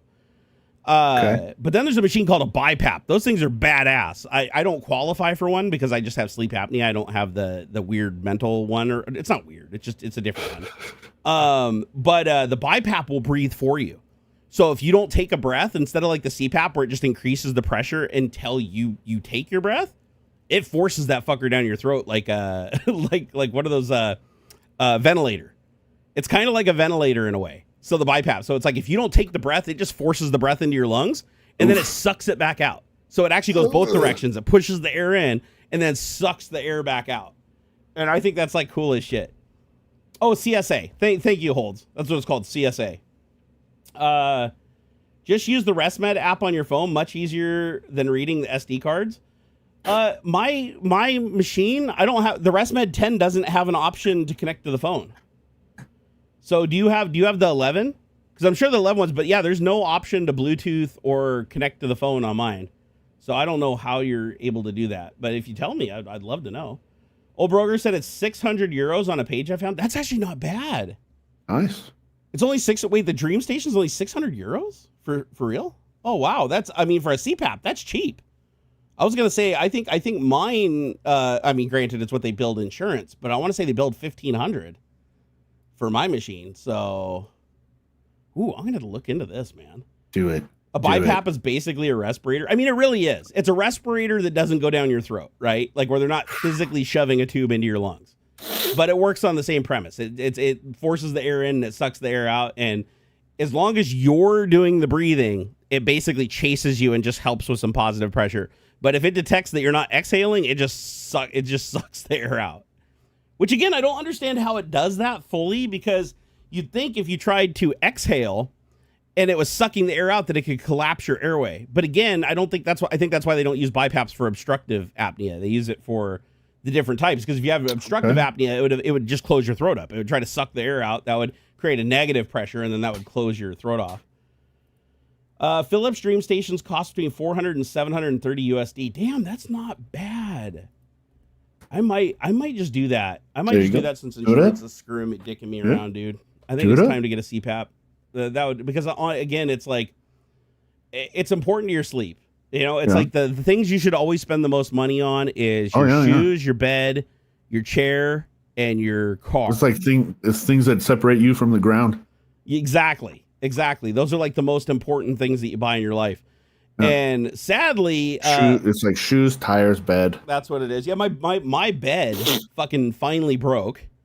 So if you guys know of like a cheap mattress that is absolutely amazing and is crazy, huh? Yeah, I got a little too crazy on it and broke it. No, but it was, to be fair, it was a good mattress for a long time, but it looks like the springs separated from the edge. The edge is like this like hard memory foam, and then it transitions to springs with memory foam on top. And now I can like push my hand down between the two layers. So if I stick my knee on the bed, it'll just go down through this. It's only one spot that's this big on the mattress. Weird. But I'm kind of curious. I might just cut it open and see if I can just rewrap the thing with the wire or whatever and see if I can fix it. But yeah, just a weird failure. And you know what the weird thing is? It didn't even fail on my side. It failed on my wife's side. She weighs like half what I do. She ain't over there doing anything crazy as far as I know. And I don't know how her side fucking broke and mine didn't. Green Pro Tag, thank you for the $5, dude. Super appreciate that. Merry Christmas, dude. Woo! Said GPU PV and Hyper-V allows sharing GPU resources with multiple V. No shit. Hyper-V actually supports sharing GPU resources now? Nice. I've been making cloud accessible VMs with retro games and DRM free GOG licenses. Dude, that is tits.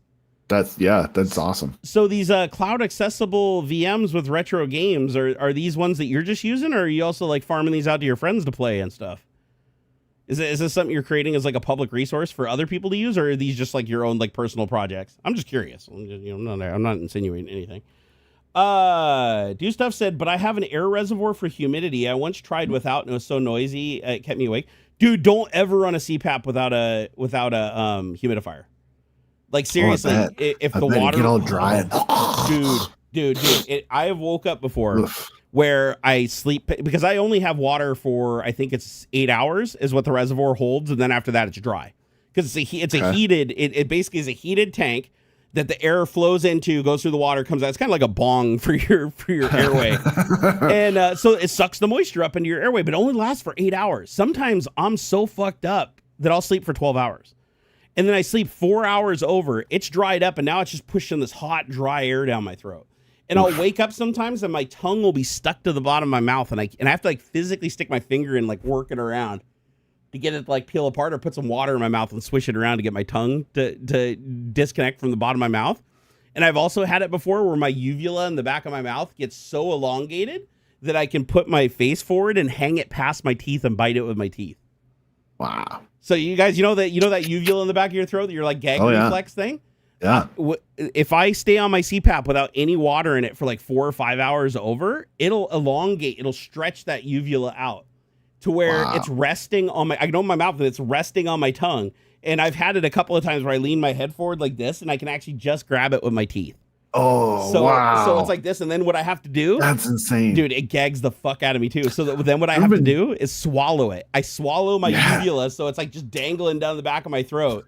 And it's the horrible feeling. And it takes like literally 8 or 9 hours for it to like get small again. There's been a few times where like it's usually like after drinking and smoking and stuff, like partying hard the night before. Yep. Oh, drinking will dry out hardcore. I know I've like slept like this, and it's like so swollen. I can feel it every time I swallow, but I can reach back and grab it without gagging. It's just it's like swollen and numbed out. Yeah, it's like super numbed out. Like could you imagine if it wasn't numbed out? Like because your tongue touching it would make you probably would have puked in my sleep or something from swallowing the thing. Yep. So my boss, my old boss from Microsoft, Bruce, he had to have his uvula removed because he snored so bad that it would elongate, and it got so long once that he actually bit it with his teeth and like injured it. That's insane. So like biting your tongue, he bit his fucking uvula. So they actually removed it. I don't even know what it does. Does anybody here know what that fucking uvula does? Because they cut his off, and it didn't seem like it did anything. It's probably vestigial, but I think it's supposed to help like direct when you are swallowing it, like so it doesn't go into your lungs, kind of a thing, or to keep maybe to keep stuff from getting into your soft palate, like backing around into your nose. Yeah, because I know when my boss had his removed, he said he didn't notice. He said it was so much better without it. Yeah, it's probably vestigial anymore. Just some extra thing, like your appendix. Oh, Metalhead Man said, can you modify it to have a bigger reservoir? I've thought about it a couple of times.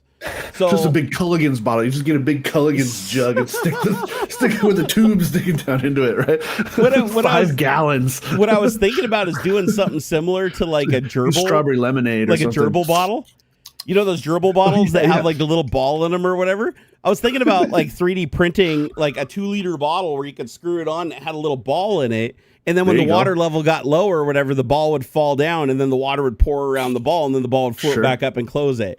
Yeah. But my worry with that much water is like if that mechanism fails or it overflows the thing, it's going to, if it gets above a certain line, even by accident, it'll suck it into the machine and shoot it down my throat and my lungs under pressure. It'll drown me. Like my machine can literally drown me. That's why they always say, don't overfill the reservoir on the humidifier, because I've done that a couple of times. It will literally shoot water down the hose and straight down your throat into your lungs as you're inhaling, which is like the worst thing you can do. Shurite said the uvula has several functions, including aiding and swallowing by blocking food and liquid entering the nasal cavity. Oh, interesting. Secreting saliva to lubricate the mouth and throat, and helping with speech by producing certain sounds. Interesting. Yeah, my boss's voice didn't sound any different when he got his removed. It also plays a role in the immune system by trapping germs and can trigger gag reflex to prevent choking. Interesting. Okay, so it does have quite a few uses then. Well, I'm not, it's not bad. Like, it only does it with me if I snore and I'm so sedated that I sleep through it. And that's the problem, is sometimes for me to sleep, I have to take muscle relaxers because of my back, and those muscle relaxers will make you sleep through like nuclear winter. Like you're not going to wake up. Irene said, damn, he beat me to it. Oh, Irene was responding with the same information. So wait, you say it triggers the gag reflex. So what you're saying is my wife should remove it, have hers removed, right? Oh, no, you can just train yourself not to gag. Do you stuff the general humidity that night was so high I dared to try without it. It was dripping down my face.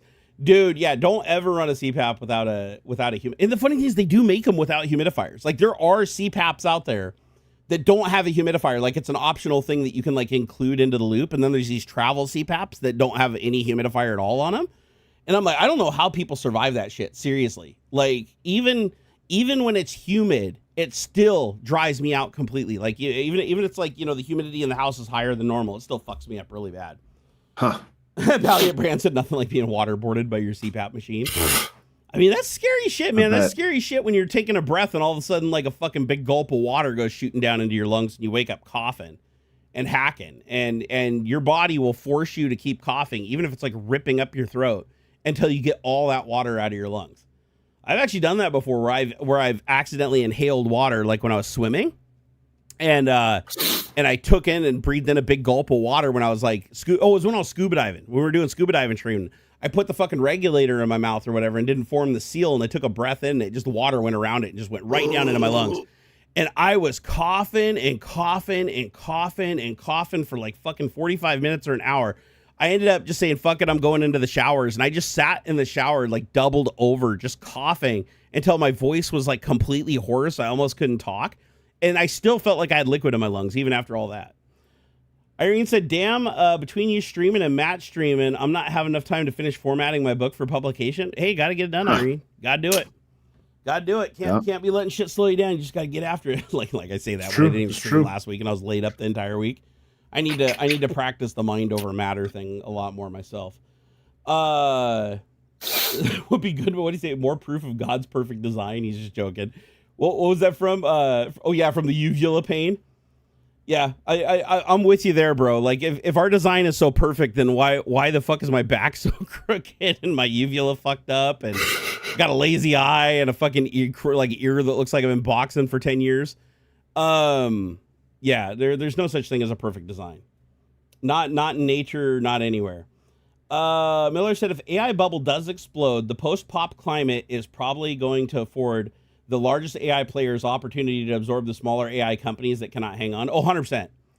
100%. Yeah. That's what we always see happens too, is when the little guys can't hang on, the big guys that can keep absorbing the hit, that's like prime time for them to pick up shit for pennies on the dollar. Yep. Hey, Pele, my man. He said, Nerdgasm, I'm so glad you guys are streaming today. You guys are making my day. Oh, Pele. Oh, we gotta break out the hearts for that one. Come on. Break out a little heart action there, Ox. Come on. You can do it. There it is. He does good. He does better hearts than I do. My hearts have eyelashes because I can't control these fingers when I do it. I'm weird. All right. What was the other topic? We were talking about the AI bubble pop. We talked about we already covered AI driving price up and AI bubble pop. Man, we're way ahead of schedule. I also added like social media, like breaking humanity.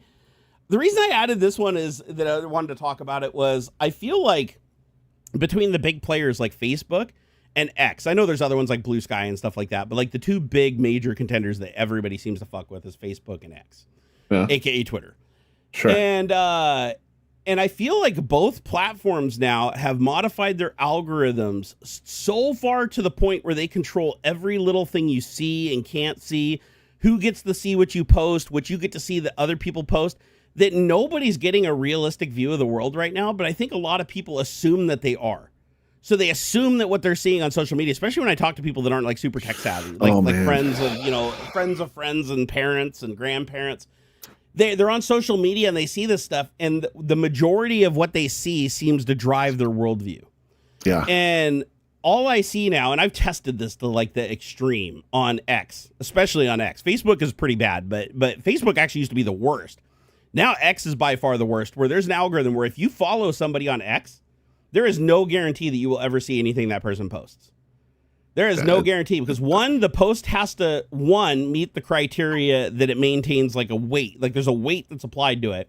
And AI is largely used for this now, where it basically looks at your post and says, are you saying certain things that are considered taboo on this platform? Like, for instance, saying something bad about Elon Musk or saying something bad about X or saying something bad about the president or anything like that. It drops the score. There's a hidden score behind that post. And what that does is change how many of your followers can see your post, can physically see your post that follow you. These are the people, these aren't organic. These are the people that follow you. It determines whether it shows up in their feed or not.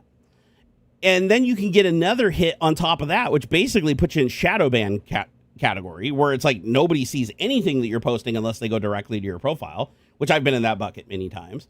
Right. But then there's some other buckets that I've been playing with because I wanted to see the effects of that are none too subtle, is the premium stuff. Have you noticed if you go on X right now, I want everybody to do this that has an X account. If you don't have an X account, don't worry about it.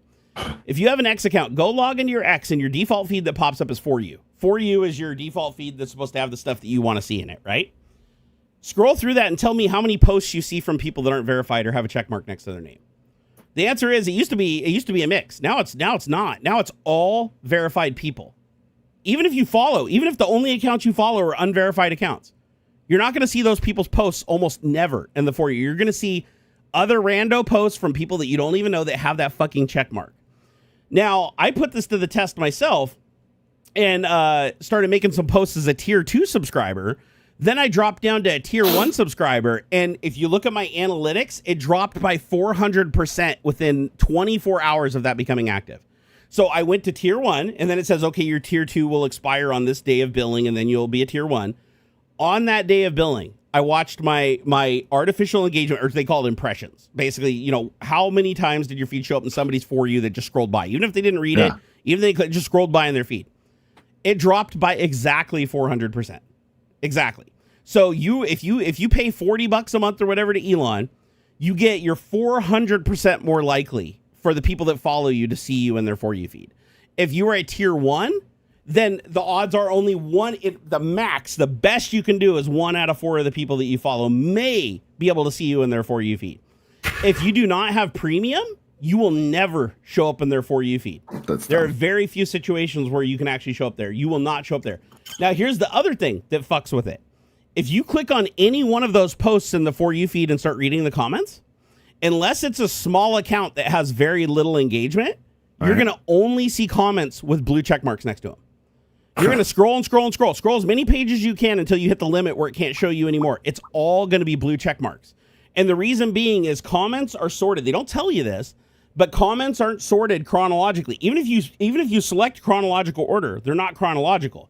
It's who had tier 2 chronologically, followed by who had tier 1 chronologically. And then if it's not at the limit of how many comments you can see, then you'll see some of the comments from people that don't pay Elon Musk. So every comment you see on X is mostly from somebody who's paying Elon, right? Anything you see in your For You feed, even if you follow unverified accounts, you're never going to see what those people post unless you actually go and click on their account and actually look at their posts in their feed directly.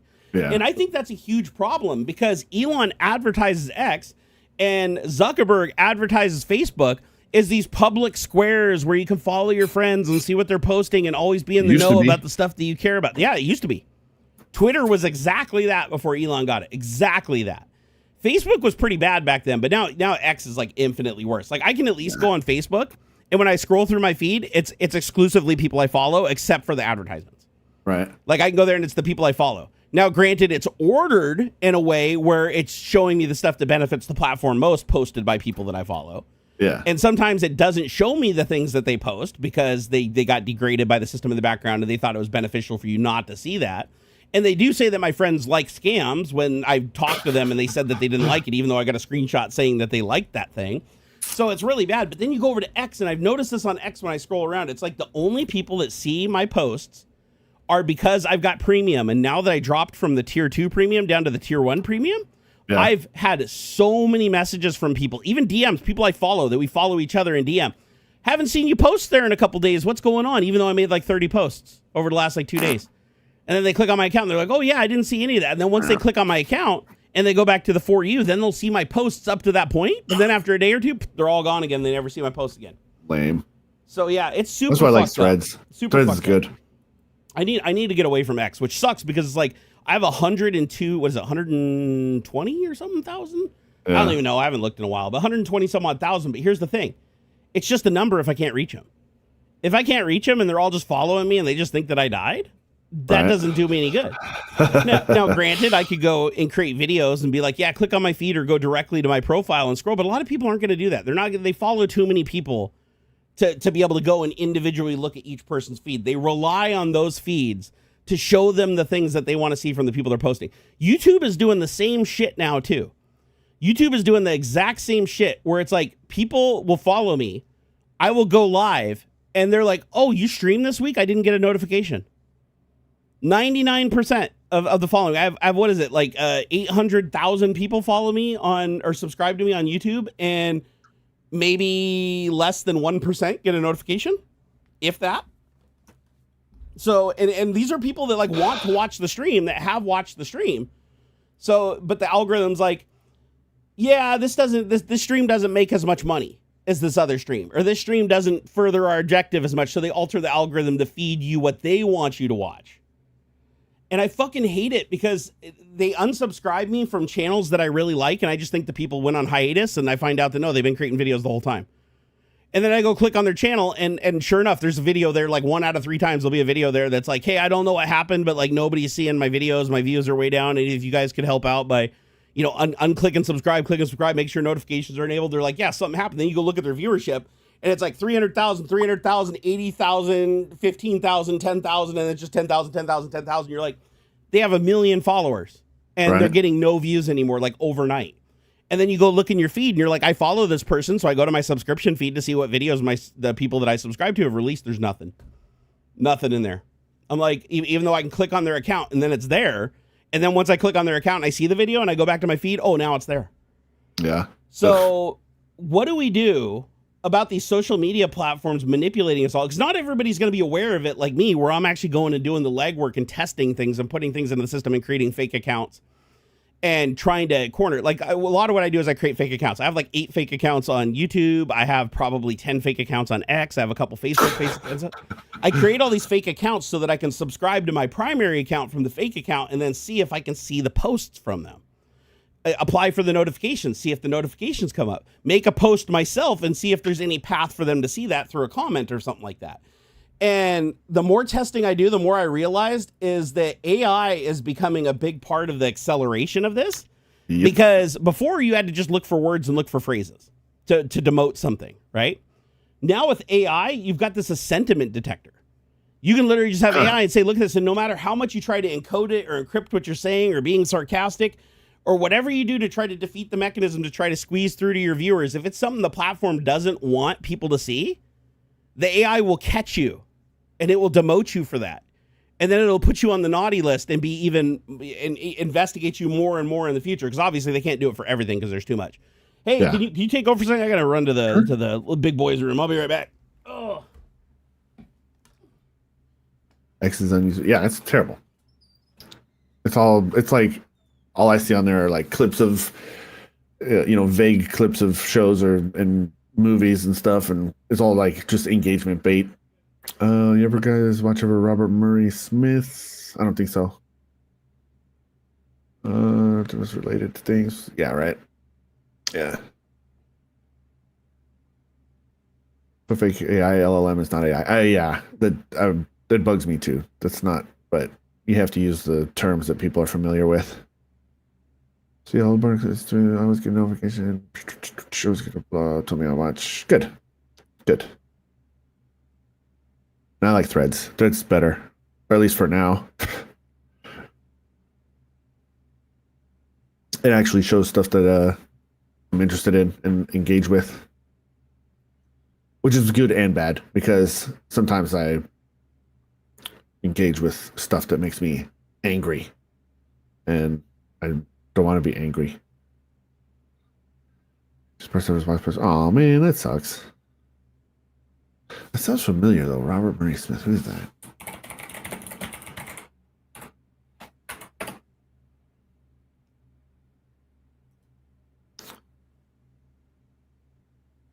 Huh, I don't recognize him.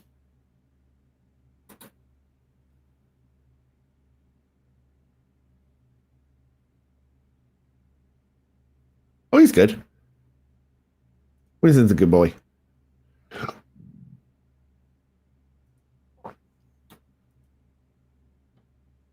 Just a good boy. It's my little fluffy guy. I was like, this is Bamboo Labs best option for someone just getting into 3D printing. Sorry about that. Maybe. Or a Prusa, I guess. Fuck Bamboo Labs. Go with Prusa. Prusa. No, bamboo printers are like they're decent for the money, but the company is shit. The company is shit. The way they've, in my opinion, appropriated all the open source shit and locked it down for themselves. And the shitty things they've caught doing, fucking spying on people and encrypting data and not allowing people to see the data sent to their servers. They're always on bullshit to access features that shouldn't require cloud connectivity at all. Yeah, no, fuck them. The reason their printer is such a good price for what it does, and it is decent. I will say the automatic changing system on it is pretty good. It's wasteful, but it is pretty good. If you want to do like color 3D printing, but it's too locked down. It's taken 3D printing in the opposite direction of where we want to go from open source back to the Stratasys bullshit. Not a fan. Dav, I'd get a Prusa. A Prusa, not what's the Mark IV Plus or whatever? Here. PrusaResearch.com. Stand by. Prusa Research. There we go. Here. Go here. I love Prusa's printers. And if you want to go like crazy open source, like when you're ready to like build your own printer and you really want to get your hands dirty, then go for like a Voron. So let's see here. So right now there's the Prusa Core 1, which is actually really cool. Like the Prusa Core 1 is actually like a Cartesian printer where it's like the bed stays in position and the gantry moves around and it's all enclosed and so you can heat it and everything like that. The Prusa Core 1 is the printer I wish I had right now, but I'm still rocking a Mark IV. But I'll tell you what, the Mark IV does everything I want it to. It's an absolute workhorse. And you don't have to worry about it being fucking locked down. You don't have to worry about proprietary closed down firmwares. I prefer that. I personally prefer that. Yeah, you bet, Dav. Bamboo rubs me wrong, man. That company, what they're trying to do is take all of the innovation that was given through the open source community, which even Prusa participates in. Like Prusa's been a huge part of that open source work. They take all that shit, they appropriate it, they fucking jigger it around, close source it, refuse to show anybody, refuse to let anybody do an external code review because it's pretty fucking obvious what they've taken. And they lock all that shit down. And then when you buy their printer, it's like, if you want to use it, you got to give them encrypted information. If you want to use this feature on your printer, you got to connect and you got to have an account and you got to do this shit. And I think that's bullshit. I also think it's bullshit that if you use another slicer, you don't get access to all the capability. It's like, oh, if you want to print color, you got to use our slicing tool that talks to our server and sends encrypted data to it and sends us everything you're designing and everything you're printing. And we now have that. Fuck that shit, man. No, and again, it's the price, right? That's what you pay for when you're buying a Bamboo. The reason it's cheap is because what they're getting from you, right? They're not just selling you a printer. They're getting like everything that you do with that printer from that point on. They're locking you into an ecosystem where you're 100% dependent on them for nozzles. You're 100% dependent on them for everything, really. You know, there's a company that did hack the firmware, but then they like went out of their way to do everything to try to block them from being able to hack it in the future. And then they acted like they kind of embraced it at one point because the community was pissed off because they're like, as soon as that firmware came out, they're like, oh, we're going to release firmware because we need to improve security issues. But they couldn't tell you what the security issues were because there wasn't any security issues. All they were doing is patching it so you couldn't hack it anymore. They were basically like sending people a patch to prevent their printer from being unlocked so that they could use the full functionality of it on their own terms. And they were calling that a security patch. Like it's a security issue that you want to use your printer standalone and be able to use the features of your printer without them knowing about every single time you do a thing. And as a matter of fact, they claimed at one point, they're like, oh, the printers aren't dependent on our ecosystem at all. They're not dependent on the cloud. Nothing. Every print in the world on a Bamboo printer one day stopped because they had a glitch on their server, and it literally told every single printer in the world that was like, hey, can I still print? Hey, can I still print? Talking to the server. The server was like, no, you can't. Every printer just stopped printing in the middle of a project. Right. And they looked really bad that day because they told everybody that they weren't sending shit to their servers and stuff like that. It's like, yeah, you can't say that anymore when every single printer crashed because you had a server error when they were just printing standalone. That's so bad. Yeah. So yeah, I don't trust them. I don't trust Bamboo. I'll never trust Bamboo. And it sucks because there's so many YouTubers in the 3D printing community that because Bamboo gives them free printers, free filament, free everything. But to be fair, a lot of 3D printing companies do give out free samples of free printers for review and stuff. That's not that big of a deal. But I feel like Bamboo, they take it to like a whole different fucking extreme to try to get people to be like, no, this is a great printer. This is the best printer. Like everybody should be using Bamboo. It's the most amazing thing. And it's like, but you realize that Bamboo is only capable of doing the things that it is because it basically stole everything from everybody else and fucking locked it down, and they're fucking copying all your data and shit. Boo. No, boo. I don't like it. and if you want the low and dirty on it, talk to that networking guy, man. He'll tell you some shit.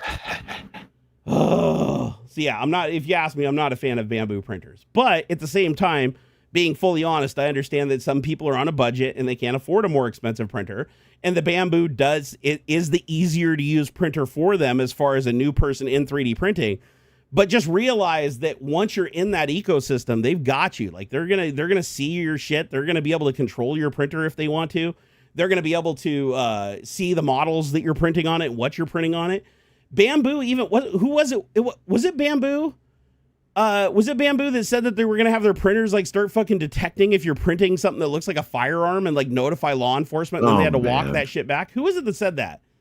No, I think that might have been Creality or something like that. I think it was Creality, if I remember right. It was one of those companies. Ooh. But again, think about that. These companies can see, if they can see what you're printing and they can see everything you're doing with your printer, all your settings and everything. Not only that, it's going to make it hard for you to ever design something that you can market because it's like China already has it the second you print it. Now they have your whole designs and everything. Nothing you can do about it. But the other bad thing about it too is if they can control your printer remotely, what happens if somebody fucking hacks that network and just turns the printer on, bypasses the fucking probe, turns it up to like nuclear and just sets your house on fire? If you ignore the thermocouple, you can actually heat up the hot end on that printer until it goes into like fucking thermonuclear meltdown.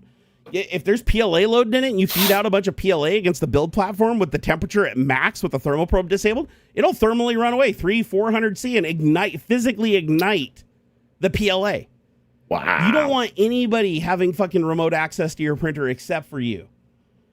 So yeah, I'm gonna say I don't trust any printer that refuses to have an external code review that claims that they're not watching your shit when it's been proven multiple times they are, that releases security updates that aren't security updates under a false guise just to trick people into fucking nerfing their own printers and tying them even more to their services.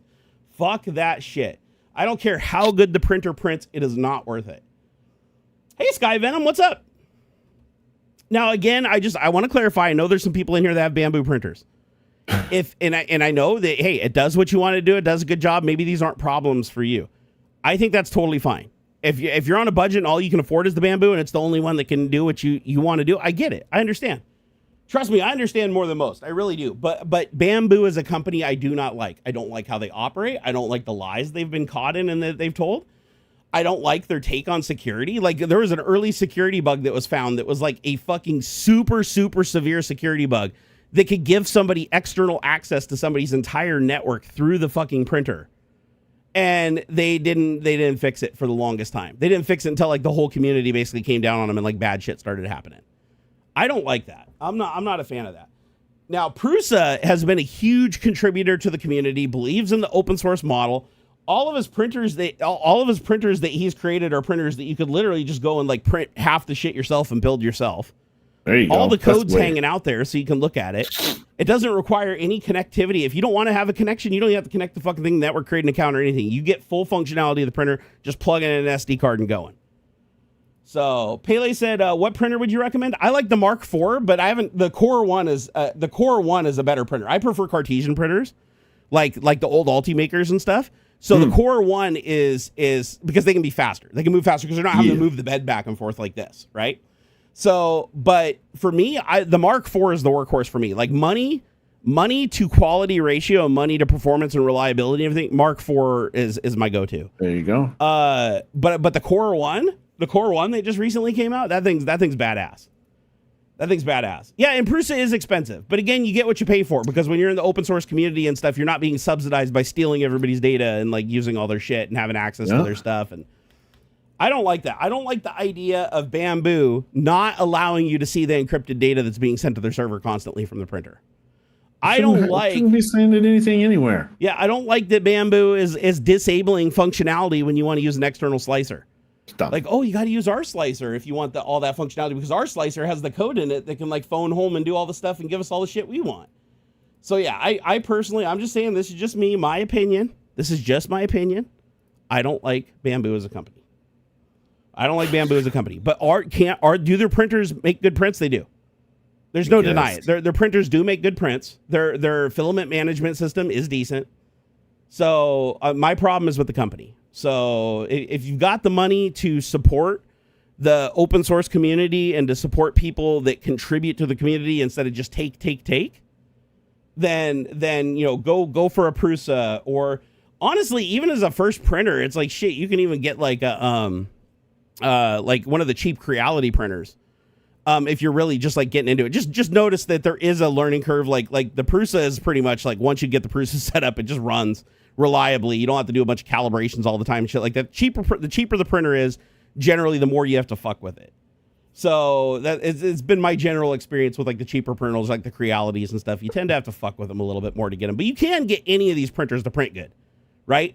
The only things you're really fucking with is like performance. You might have to print a little bit slower to get the same quality on a cheaper printer. Not necessarily, but and your hot end may not be capable of reaching like temperatures to melt certain types of filaments. Or if you want to print engineering filaments, you need a heated chamber. So you need a printer like the Core One or something like that can be closed in so that you can like accumulate a bunch of heat inside the machine without overheating the circuit boards and stuff. Okay. So, but again, at the end of the day, get what fits you best, but just know that if you buy a Bamboo, you are locked into their ecosystem and they're going to do everything in their power every single day to lock you in more and more and more. So when you eventually get to a point, if another printer comes out that catches your eye, they're going to be like, well, just know that our shit is we're not going to allow you to play with that printer. We're not going to allow you to use this on this. We're not going to allow you to use these features if you disconnect from our cloud. Like, I don't like that. Fuck that shit. Barn, top 3 most useful prints of all time. Oh, that's a great question. Thank you, Whoopi, man. Wait a second. Wait, WB got bought out by Netflix? What? Yep. I didn't hear about that. That's crazy. Fucking Warner Brothers is huge. For like 83 billion, something like that. Why is it I always hear that Netflix is like going broke and they're spending too much money yet they can afford to buy Warner Brothers? Where's this money coming from? God, I guess them jacking up those prices $3 a month or whatever really helped. Oh yeah, you can't share passwords because we're poor and need your money for more subscriptions and shit. I remember when they did that and it turned out that like 1 out of 3 users was sharing their password. They encouraged it. They encouraged it themselves. Like there's like posts from Valentine's a few years ago of them like, oh, True Love is sharing your Netflix password. Like, yeah, it's dumb. All of it is just to try and squeeze more money. Same with, and then they're all pushing it too. It's dumb. It's true. So, as far as I'm just gonna pirate shit from Netflix anymore. I'm not paying Netflix anymore, dude. Honestly, I don't fucking pirate away, guys. Fucking pirate away. This is becoming bullshit. It's ridiculous. Freaking Amazon putting ads into their video thing. Yep. Like, I mean, I still pay for Prime. I canceled Hulu because of that. I'm like, I bought Hulu and now I'm seeing ads everywhere in there. It's like, why the fuck am I even paying you guys? I do still have the bundle of Hulu, Disney Plus, and then now that has HBO Max attached to it as well. So that to me is still worth it. even with the ads, because like I don't mind. Look, man, it's even the ad breaks that they have now are still way less than 20 years ago when I was watching cable and stuff. 5-minute freaking ad breaks. Now it's like a minute and a half. But what gets me though is Hulu has a terrible ad selection. I don't know who runs Hulu's like ad buying service or whatever, or whoever's buying ads is terrible. Their targeted shit is awful. Like every third ad is in Spanish. Why? I don't know where that's coming from. I haven't seen any ads yet that were non-English. Oh man, yeah. I don't get it. What I hate is on Twitch when they run the same ad like 5 times. That's fucking annoying where it pops up and it's like, hey, but play this video game today, now on mobile. Hey, play this video game now on mobile. And I've been finding that's happening on some of the lesser streaming services on the smart TV or on the Nvidia Shield. You're just sitting there watching like a movie and it's like, 3 commercials until you get back to the movie. It's the same thing 3 times in a row. And you're like, what the fuck? They're basically ripping off that advertiser too, because that advertiser, they're paying for 3 commercials to the same user at the exact same time. It's not like the second or third time is going to get them. If anything, it's going to piss them off and make them not want to buy nothing. Sorry, back to Whoopi Go Man. He said, Barn top 3 most useful prints of all time. Oh, yeah. It would be really hard. It would be really hard off the top of my head to pick like a top 3 because there's so many fucking useful prints. Like I just got a couple just on my desk right now. This fleshlight that I printed out, he's going to say. I'm not even joking. I actually printed a fleshlight holder for my desk. It literally. Honestly, I'm not surprised. Like it's basically I took this. This is a headphone clamp. I basically took this and I cut this part. I cut this part off of Fusion 360. I gotta get that. Oh yeah, dude. I keep my headphones in my drawer now, like the side drawer here. Dude, check this out. So you screw this to the side of your desk, right? Yeah. And then this goes over here, right? Yeah. And then the end of the cable here. Yeah. This is a really neat feature. I like this. So let me unplug this really quick. Okay, so on this side you'll see there's holes on both sides. I didn't notice this. So there's a hole to plug in the end. So there's like one for 3 3 1/4, 3 3.5, and then 4.4. So you plug it in like that, and then you take your cable, and then your cable wraps under here. There's like the little tongue there for it. So you put in your little cable, and then you just hang it on there like that. And it's your whole headphones with the thing all ready to go, and then you just take it and stick it on the edge of your desk. Screw it a little bit in, and you're done to go. So that's a badass print. I printed tons of these for my friends. I need that. Yeah, if you want one, I'll print you one. No, I have a printer, bro. I just need the STL. You have to actually use the printer. I have. Okay, I'll send. Do you not see that Lego skeleton? I do see that one Lego skeleton in 3 years. Yes, that's not all. That's not all. I printed out. Oh, I got half of it like demon. Man, this guy fucking. Go get it. Let's see it. Let's see him put his money where his mouth is. Let's see it. What has he printed? I'm one to talk though, because I've gone really long periods without 3D printing anything. Oh, what's up? What do you got there? What's all my D&D stuff is falling out. Oh shit, he's fumbling. I run out. He's fumbling. The filament ran out while I was printing this. Hey, that means you went through a roll. Or whatever roll was attached to it. And then I didn't take the stuff off because it looked cooler this way. Did you print it again though to get a finished one? No. Oh. No. Okay. And then I got a little wizard guy. I think this guy had a sword. Okay, so here's the thing. And then I got this paladin guy. I use my printer more for utility than I do for just like fun stuff. Yeah. Don't get me wrong, I print a lot of fun stuff like this. Like this is great. Have you seen this? This is one of my first prints that I did back in the day on my very first. Cool. This is a planetary gearbox with three stages.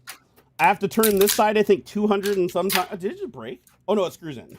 You broke it. I was like, how did I break this thing? So this screws in, right? Yeah. You screw that little thing in there. Come on, go all the way in. There we go. And then you rotate around that, and it's a 3-stage gear. You can also drive it with a drill too. You can stick a drill in there. But you have to turn this. I think it's like 200 and something times to get this side to turn once. Oh, that's cool. So it can generate enough torque to rip itself in half. But it's just put together with these 3 rods. Like it's all modular. You can just add as many as you want, make it as long as you want, and run it. So this isn't really useful, but it's cool to show people how a planetary gearbox works. Yeah. But here's the useful shit. Actually, Bolt RM makes a really good point.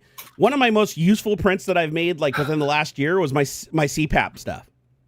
So I created, well, I shouldn't say I created, it was somebody else's model. So, but it's a CPAP tray that connects to my wall, so it screws into the wall, and it holds the CPAP machine, supports the hose and the mask and everything, all on this little thing that sticks to the wall, so it's like right just above my head and to the side of the bed, so I don't have to take up space on my nightstand.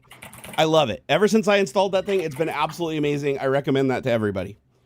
This thing, very useful print. So this right here is a universal clamp for a desk. You can either fill this with sand, so you can take out this little screw on the bottom. That screws out and you fill it with sand or lead shot to make it heavy, or you can bolt it down to a desk. It's got different things. So like this is a clamp. You can take this off and put on other fixtures. So as many fixtures as you want. But where this is handy is if you have to work on something on your desk, like say my phone. Let's say I wanted to, hold my phone for, shooting some video. I can unscrew this. This is all 3D printed, by the way. There's no metal, there's no screws, no extra parts. This is 100% 3D printed. So you take this like this, opened up. I can take my phone, stick it in there. Oh, I got to open it a little more. Hold on here. Open up a little bit more. I'll put my phone in there. I'll clamp it. Now my phone is, well, I probably shouldn't clamp it on the buttons. There we go. Now, and it clamps really tight too. Like it's really in there. And so now, if I wanted to like shoot a video of myself, I could take this, put it right where I want it, and then you just tighten down the base. Like so. It's easier when you have like 2 fucking hands. Hold on here. There we go. Why is that rotating? Oh, that's screws. Sorry. I haven't used this in a while. There we go. Screw it around, and now I can set it on my desk. And I've got a thing to record my video. So, or you can put like a fixture in there or something if you wanted to like, solder and stuff like that. So it's got different attachments on it. So let me take my phone out of that. That's a handy dandy one. Another one that's nice is like when you're shooting video with your cameras, I printed this. So you can slide your phone in with a case like this, and then it turns it into a DSLR. Oh, so you got a big thing to hold on to. Got a little gripper thing, but you also have a bay for an SSD. So you can put a little SSD memory thing in there, and it's got a hole through the bottom so you can loop it through with a cable on Amazon. Very handy. And connect it so you can have your storage on your phone and be like shooting your raw video and everything. Very cool. And it also had another feature. What was this? There's a place right here where you can also put a rocker switch in that'll like click the button to stop and start recording or take a picture. Okay, sure. There's that's a good one. Very handy. And then like if you're 3D printing like this one's pretty cool. I like this one. So this you'd probably like. This is like a Vornado attachment for a Noctua 120 millimeter fan. Yeah, these things are awesome. So you screw it on the fan, and it basically creates like a vortex and increases the air pressure. Yeah. So like you put the fan on this and you stick it on your desk, and then you get like twice the air blowing at you because it creates like I don't know if it's like a Venturi effect or something like that. But it's funny. This person even on the model it says Noctua. I think this is an official Noctua model. I think people just like scanned because you can buy the actual product from Noctua. I think people just scanned them and put it. Hey, look, Miss Barnacules sneak up on you. Look out behind you. Oh shit. You're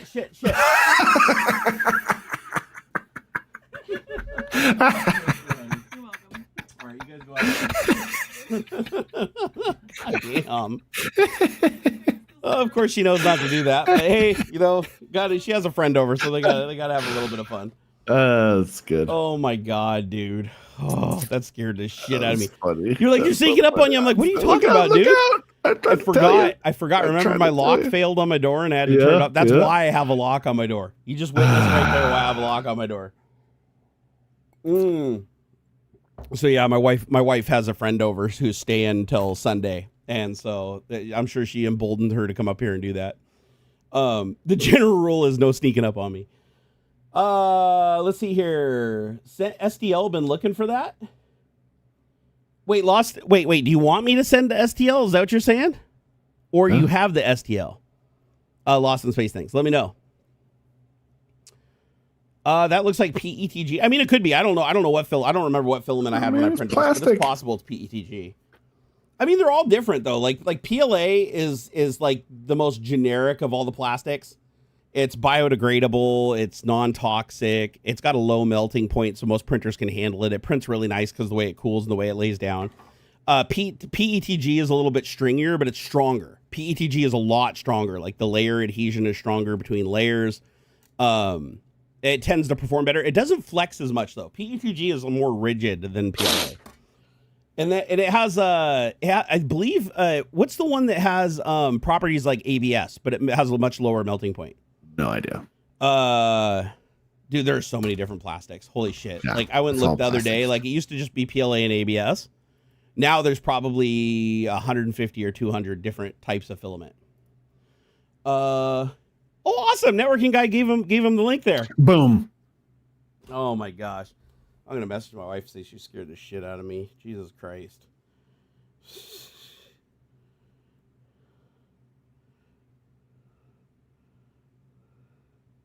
What? Hold on here.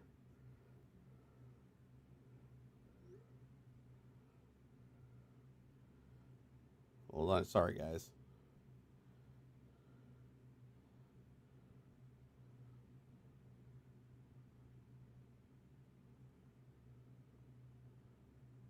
God, I hate dead air when streaming. That's the worst. Oh, sorry. Just keep talking. No, it's okay. It's okay. I was like, come on, Ox, please say something while I'm doing this. Please say something. Oh, I hate dead air. Just look, and be quiet. Yeah, no, I took my Adderall and I've had I forgot that I did the same thing I did last time. I thought it was 2 shots of coffee, but it's actually 4 shots because it has a double dose basket. So my heart's like racing now that they snuck up on me, and I'm like flop sweating, and I'm like look at my face, like that made me like ill, dude. That was unexpected. I probably should have expected something like that though, honestly. Because my wife gets emboldened, you know, when you got a friend, anybody really does, right? You got a friend around you, you get a little emboldened. Yeah. Somebody asked earlier about bat knife. I got my bat knife right here. Bat knife is forever. I will be buried with bat knife. I'm gonna be buried with that tetanus. As a matter of fact, I'm gonna have them use it on me when I'm dead, just to make sure I'm dead and I don't come back as a zombie. Poke. Oh, dude, that's a scary thing. You know how many people they buried back in the day that actually like woke up in their casket and then fucking died and suffocated, scratching their way out? Oh yeah, that's fucking crazy, man. Like you wouldn't think something like that would be possible, but no, it happened. It was like really common back in the day. It got so bad at one point that like people were being buried with like a tube going down to their casket that they could talk through with a bell at the top and a string so that they could pull it to tell somebody at the graveyard to like dig them up. That's where you get the graveyard shift term. Oh, really? I didn't know that. Yeah, somebody's got to hang out to see if the bell rings. Oh God, how bad would that freak you out, dude? If you're like sitting in the graveyard, at least like, that's what they say. I don't know how true if that's really the source of the graveyard shift thing, but it makes sense enough, I guess. But yeah, I'm gonna cut out here, man. Oh, you gonna take off? All right. Yeah, I'm gonna get out of here. I know it's a little short, but oh no, I understand. You got reasons. Yeah. I understand your reasons. Give me a big grin. Yeah, he's got his reasons. I ain't telling you guys, but he's got his reasons. I gotta get that 5090 out of the box. All right, you better. I told everybody in chat. Remember, go harass him on every social media network. Tag him on Discord. Blow his phone up with notifications from all these different social media sites. Tell him to install that fucking thing. Yeah. Because I am pissed that he has a 5090 brand new sitting in a box over there, not even getting used, and I'm over here at my poultry 4090. It's like, you know, that thing needs to get some use, man. I think I have a 3090 Ti too, or in a box, dude, or not in a box, but in a. I think I got like 5 or 6 graphics cards I need to post to sell. That 3090 will go second you post it. It's gone. Oh yeah, like for sure. Like people are looking for those actively. All right, you get out of here, bro. Enjoy the weekend. Thanks everybody. I'm AuxxZillary everywhere. Are you going to live stream rebuilding a PC? I might. I don't have quite the setup. It'd be a little janky. It'd be like my phone, like up on a tripod or something. I can figure something out. Yeah. Do it. Oh, Dav, I'm sorry. He said poultry 4090. I'm on a 2070. I'm sorry. Hey, that's not bad. I'm sorry. Hey, there's George too. George Blakey. He's a man every stream. Hey, what's up, Fox Mama? All right, get out of here. You go have fun. You dirty old dog. See ya. Peace out, brother. All right, let me go to single person view here. Whew. Yeah, I'm probably not gonna be streaming too much longer either. I'm not feeling too great. I should not have drank that. I need to stop drinking that actually. I'm like, I still got like a little bit in the bottom of the cup. I'm like, why am I still drinking this when I feel like so much shit? Oh yeah. So if you guys didn't see the link earlier, let me post that again. Networking guy posted that right here, the airflow amplifier. Let's see here. You're still on a 1080 Ti? Still a capable card. There's a lot you can play on a 1080 Ti. Oh shit. Let me make sure I didn't miss anybody here. That's one thing I definitely don't want to do. Hold on here. So, oh yeah. As far as the 3 top most useful prints of all time, I can't give of all time, but I fixed so many things with 3D printing. I fixed door hinges. I fixed knobs. I have a 3D print in my shower that like holds the hoses together from the spray nozzle so they don't bash into you. I've 3D printed stands for my son's iPad that he still uses to this day. Just tons of shit, tons of useful stuff. 3D printing, sky's the limit. I even 3D printed, like, I had this, like, massager thing, like this exercise massager thing that didn't, like, fit my leg right because I got really, really big, like, thighs. So it was useless. I couldn't use it. So I took the rollers off of it, learned enough Fusion 360 to model my own, like, handle with screw-in parts so you can make, like, a longer or shorter handle. And I built, like, the whole thing to put on there. So now my wife can, like, use those massager rollers on that. It's just crazy. It's just crazy. Yeah, the super chat thing is still fucking broken. Like, it says 0 up at the top. It's not 0. You guys have been awesome. It's just, I got to get away from Stream Elements. You know what I really need to do is, maybe even tomorrow, I don't know, maybe on Sunday I'll do, is I need to come up here and just rework this whole thing. I need to get my own local event system working. I need to get rid of Stream Elements. Stream Elements has just failed me on every possible level you can. The only thing they've consistently got right is, like, the background. So, like, they're doing it, but I could just as easily create that and fucking load it locally as a web page, right? At the end of the day, it's just a web page. Like, put web page in a folder with all the assets and just fucking have it pop up there, and I don't even need to use their, like, little stupid editor thing. But yeah, I need to code my own effectively, roll my own. Networking guy said I'm doing 3D printing with an Air and Space Museum now. Oh, that's awesome, dude. That is so awesome. Let's see here. The Tech Chef 420, thank you for the $2. So can you believe Elon has owned Twitter for 3 years? God, don't remind me, dude. Don't remind me. That makes me fucking sick. That makes me sick. But what makes me even sicker is that people are so trusting of social media for getting their news. And the problem is you don't see how bad things truly are because X is hiding everything. Like all the news that's relevant right now that people should know about that affects their lives is completely fucking hidden from like the average X user. If you go create an account on X, a brand new account on X or whatever, and you log in, your For You feed is 100%. It's 100% what Elon wants you to see. And that's not good because what Elon wants you to see is shit you shouldn't be seeing. Like that, Elon wants you to see what benefits Elon, not what benefits you.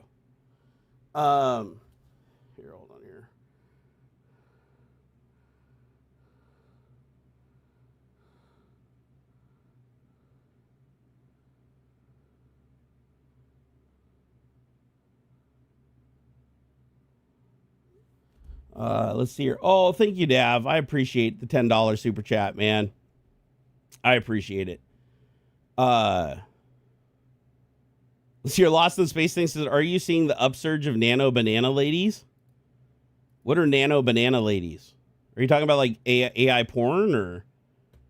Because I mean, that's one thing AI can do. As a matter of fact, I wish Elon would fix his shit because Grok 3, it pumps out tons of illegal shit all the time, but there's like no way to like report it that it gets acted on. There's like entire fucking things that you can search for on X that once you search for that and it pops up, it doesn't matter how many times you report the shit, even though it's clearly showing things that are absolutely 100% illegal, generated by Grok's image generator. They won't do anything about it. They won't remove the accounts. They won't get rid of the posts. The best you can hope for is that they'll demote them so that they don't show up in search anymore, but they're still there if you go to them directly or if you know the account that posts them. Hey, Whoopi Go Man, thank you for the $2 Renos. You said AI vibe coding tutorial for your super chat thing. Oh God, I don't think I'm in a good enough place to actually be able to sit down and do a vibe coding tutorial on anything, let alone the super chat thing, but I do need to get back there. The goal is to get back there for sure. The ISS has its own 3D printer. Wonder what filament they use. I'm pretty sure they use PLA because of its non-toxic nature. Like they don't want, if they used ABS, it would be off-gassing and they would have to filter it. Not to say that they couldn't. They have filters that can filter toxic shit on the International Space Station. But I know that they usually try to go out of their way not to introduce toxins into the air that could affect the crew. So my guess is they're probably just printing PLA. The cool thing is though, is they have a thing to, I believe they have a thing to grind up and recover it too. So they can print, because the whole experiment was to be able to print a tool that you need and then to recycle that tool back into being used again to make another tool. I don't know if they ever made it that far, but I know that was the goal. The super chat code issue, maybe the code needs contacts because it can't see sharp. Oh my god, James Janus, that's hilarious, dude. Yeah, Elon is a real Bond villain, for sure. God, dude, I'm just gonna say it one more time. We don't have to go down the political path on TikTok. I'll save that for Twitch, but please register to vote. If you're already registered to vote, just please vote in the midterms. If you're a United States citizen, these midterms is so important. Like, if you studied your history, you know that if we lose the midterms, like, we're basically on the same path Nazi Germany was. And I'm not talking about like, oh, it's the war immediately and everybody's getting killed and there's mass genocide. No, I'm talking about we're hitting the point of no return where Hitler had power and then started accelerating his grasp and getting to that point in the end, which was then a world war. That's exactly where we're headed. We're literally in the same position right now. And it sucks because people can't see it because they're like, oh, I only know about Hitler that like killed everybody. It's like, they don't know the 1932 Hitler. They don't know that when he came into power in 1933 with another chancellor sharing power. They don't know about his power grab that took all the power and consolidated under him so that the other person in power, like the true person that was supposed to have the power, had any power. They were powerless at that point.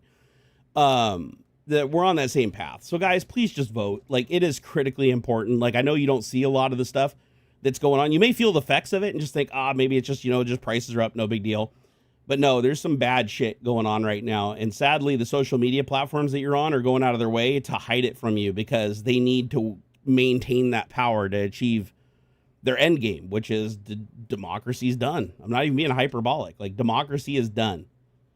Like, there's a certain point where the only way to regain power is a war. And I hope we don't get to that point because I didn't have a fucking son to have to go fight in a fucking war and die in a war to get back something that he already had just because a bunch of people elected a fucking, raging fucking convicted felon pedo power grabber to, that cheated on every one of his wives and did horrendous fucking things to run the country. It's scary, man. It's scary. Brandaway said, David Hewlett talked to a guy who knows about printing in space. They're even printing in metal. I think it's on his YouTube channel. This was earlier this year when he talked with the guy. Oh, that's cool. Printing in metal in space would be rad. Because there's one thing they did use ABS in space. Awesome, network guys. So they must have had a good filtration system then. Because, you don't want to print ABS in closed quarters if you can avoid it. Because it does off gas. The cool thing about printing in space is that you can print bridging.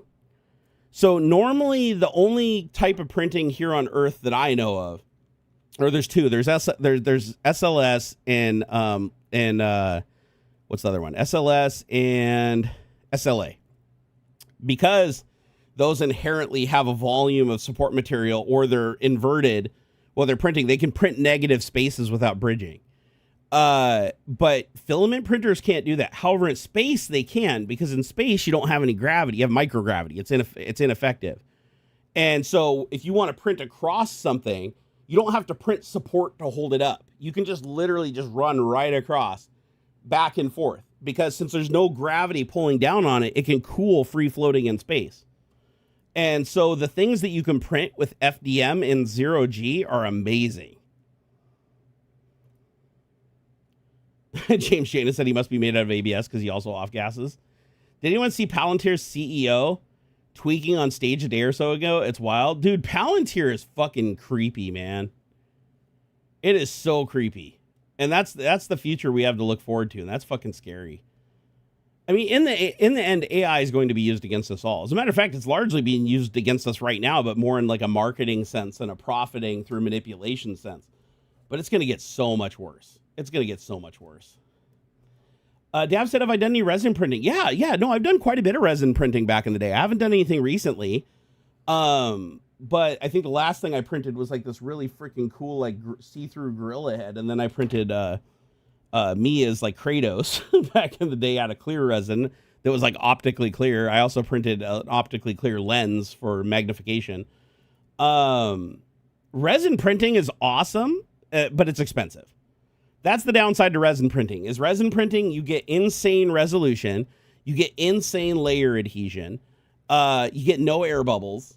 You don't require support. Well, that's a lie. You do require support if it's not in contact with the thing that's in contact with the surface, but it's a different type of support.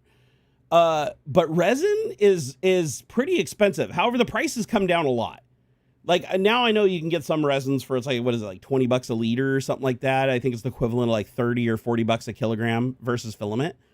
Not as much strength though. Like usually 3D print, like a PLA 3D print versus a base resin is usually stronger as the PLA.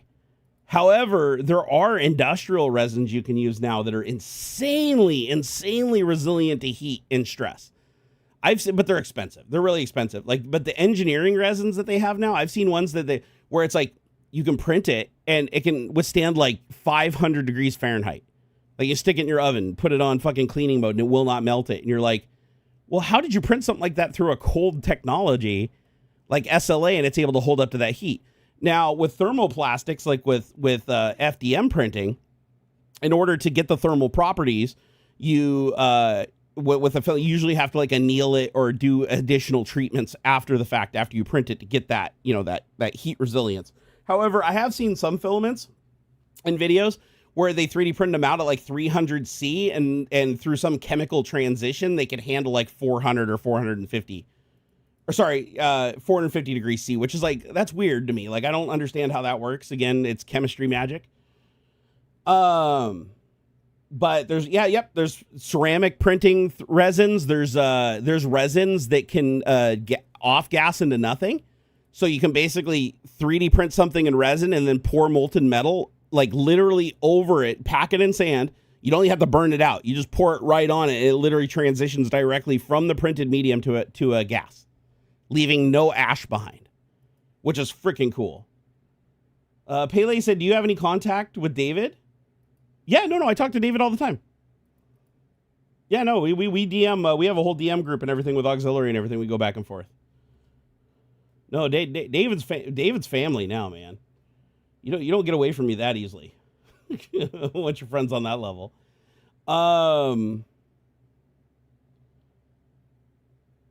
Guys, I am not feeling well. I think I made the same damn mistake that I did last time, like an idiot. Thankfully, I didn't drink all the coffee, but I'm going to go down and take some of that L-theanine and a beta blocker, because my heart is pumping so hard right now that I see a ripple in my vision, and that usually means my blood pressure is above 180. So I got to go simmer down. I do want to make sure I didn't miss anybody, though. Sorry about this last week. This last week I've been feeling so bad. But today I'd hoped things would have changed a little bit, but no, I'm still feeling pretty gross. Oh, I missed some super chats. Let me double check just to make sure. Okay, so Whoopi Go Man, thank you for the $2. You talked about the AI vibe coding. I did get that one. Dav said, love the show. Keep it up. I did see that one. Whoopi Go Man said, Barnes' top 3 most useful prints. I did that one. Tech Chef said, can you believe Elon has owned Twitter for 3 years? Again, I'll say that's bullshit. I fucking hate it. Hate every minute of it. But I don't think that's going to change anytime soon. Not with the current administration, sadly. Green Pro Tech. I mean, the only thing I could see happening is that at some point, once Trump cheats his way to getting above Elon in net worth, he'll start taking away Elon's shit because, Trump wants it. And at the end of the day, he doesn't care how he gets it. Like, he doesn't care if he actually does anything. He just wants to have the accolade of owning it. Like, you see, he changed the national parks. You see that? You used to be able to get into all of our national parks here in the United States on Martin Luther King Day and Juneteenth. He canceled both of those, and now the only day of the year that you get into the national parks for free is his birthday, Donald Trump's birthday. That's the kind of shit he does. That's what I fucking hate about this administration so much, is all they're worried about is like fucking toilet capacity, your shower head nozzle. This is like the only thing they've done the whole year of the administration is like fucking shower nozzle, talking about like toilets and toilet capacity, and renaming shit the stuff that honors Trump. That's it. And rip down half of our White House. It's like, God, at some point you gotta fucking, you gotta do something, man. You gotta fucking do something. It's just out of control. Hey, what's up, Bronson? How's it going? Linus name dropped me during his last stream. Let me guess. Something about honey? Was it something about honey? I haven't watched it yet. But was it something about honey? I'm glad that people are acknowledging, though, that I was the person that, like, fucking originally blew the whistle on that, because everybody said that I was full of shit. I got kicked in the nuts by a bunch of people because, they were making so much money off that honey deal. And I wasn't attacking them personally. I didn't even call them out, but they didn't like that I was attacking Honey because I was attacking their cash meal. And then it finally came out that everything I said was true, and everybody was like, oh, fuck that. And they all pulled out of their advertisements, and they're like, fuck those people. But only a few people apologized to me. There's still a lot of people that were like, oh, yeah, you're just fucking rocking the boat. Oh, you're just mad that you're not sponsored by Honey, blah, blah, blah. It's like, what the fuck are you talking about? I just hate that there's these companies that just throw out so much goddamn money that it just bypasses everybody's common sense. Hey, the Altonian, thank you for the £5. He said, Republicans do celebrate Martin Luther King Day. The only difference is they celebrate the day he was shot. Oh, that's terrible. But I won't argue that for MAGA that's the case. But I'm still hopeful. There's still the Republicans that are referred to as rhinos. Those are the actual true Republicans. Those are the only ones that are still Republicans. The MAGA is its whole other group. It's not Republican. Like, actually, Trump even called it. He's like, we're no longer calling it Republican. We're calling it Trumplican. Because he couldn't even stand that his name wasn't a part of the party, right? So he had to, change that name also. Oh, but it's the name changing stuff is just a distraction from the bad stuff that's really happening. I just wish that a lot more people would fucking pay attention to what's going on. Nope, Gaming Maddie rocks. I'll talk about whatever the fuck I want, whenever the fuck I want to talk about it, wherever the fuck I want to talk about it. The one thing I don't do is when people tell me I can't do something, it just makes me want to do it more. Just FYI for the future. I can't stand it when people tell me what I can and can't talk about on my own shit. It's like, trust me, if all I cared about was audience retention, I'd do like everybody else does and just follow the script, right? And collect the paycheck. That's not who I am. I talk about what's important, what I think needs to be talked about. And honestly, reaching not just the people that want to hear about it, but the people that don't even have any fucking clue what's going on, because those are the people that are most important right now to reach, for sure. Does that mean that some people have to hear some echoes? Sure. Also, Gaming Maddie rocks. I'm sorry. I didn't mean to come off so hardcore, but just, yeah, I don't respond well to people telling me what I can and can't say. Irene said, did you hear that in Target, the prices go up as soon as you're in the store because they know you're going to buy something? Wait, what? I hadn't heard about this. Yeah, Schwarzenegger would be considered a rhino. Yeah, like a true, conservative. Because if you'll notice, MAGA doesn't have a lot of conservative values. Like, there's actual conservative values behind the GOP. The MAGA isn't about the values of the GOP. MAGA is about pleasing Trump. It's a whole cult, just like a religious cult, that is completely built around just pleasing one person, because they believe that person has some kind of godly power that's going to like touch and improve their lives in some way. And then like shitloads of them get affected in a negative way, which is why he has the lowest approval rating of any president I know of on record in history since we've started recording, including his own party. His own party, not even 50% of his own party that voted for him have confidence in him anymore. It's wild. It's bad. Thank you, Balia Brand. I appreciate it. Yeah, no, integrity above all, right? Yeah, Boltarham. I feel about what I look right now for sure.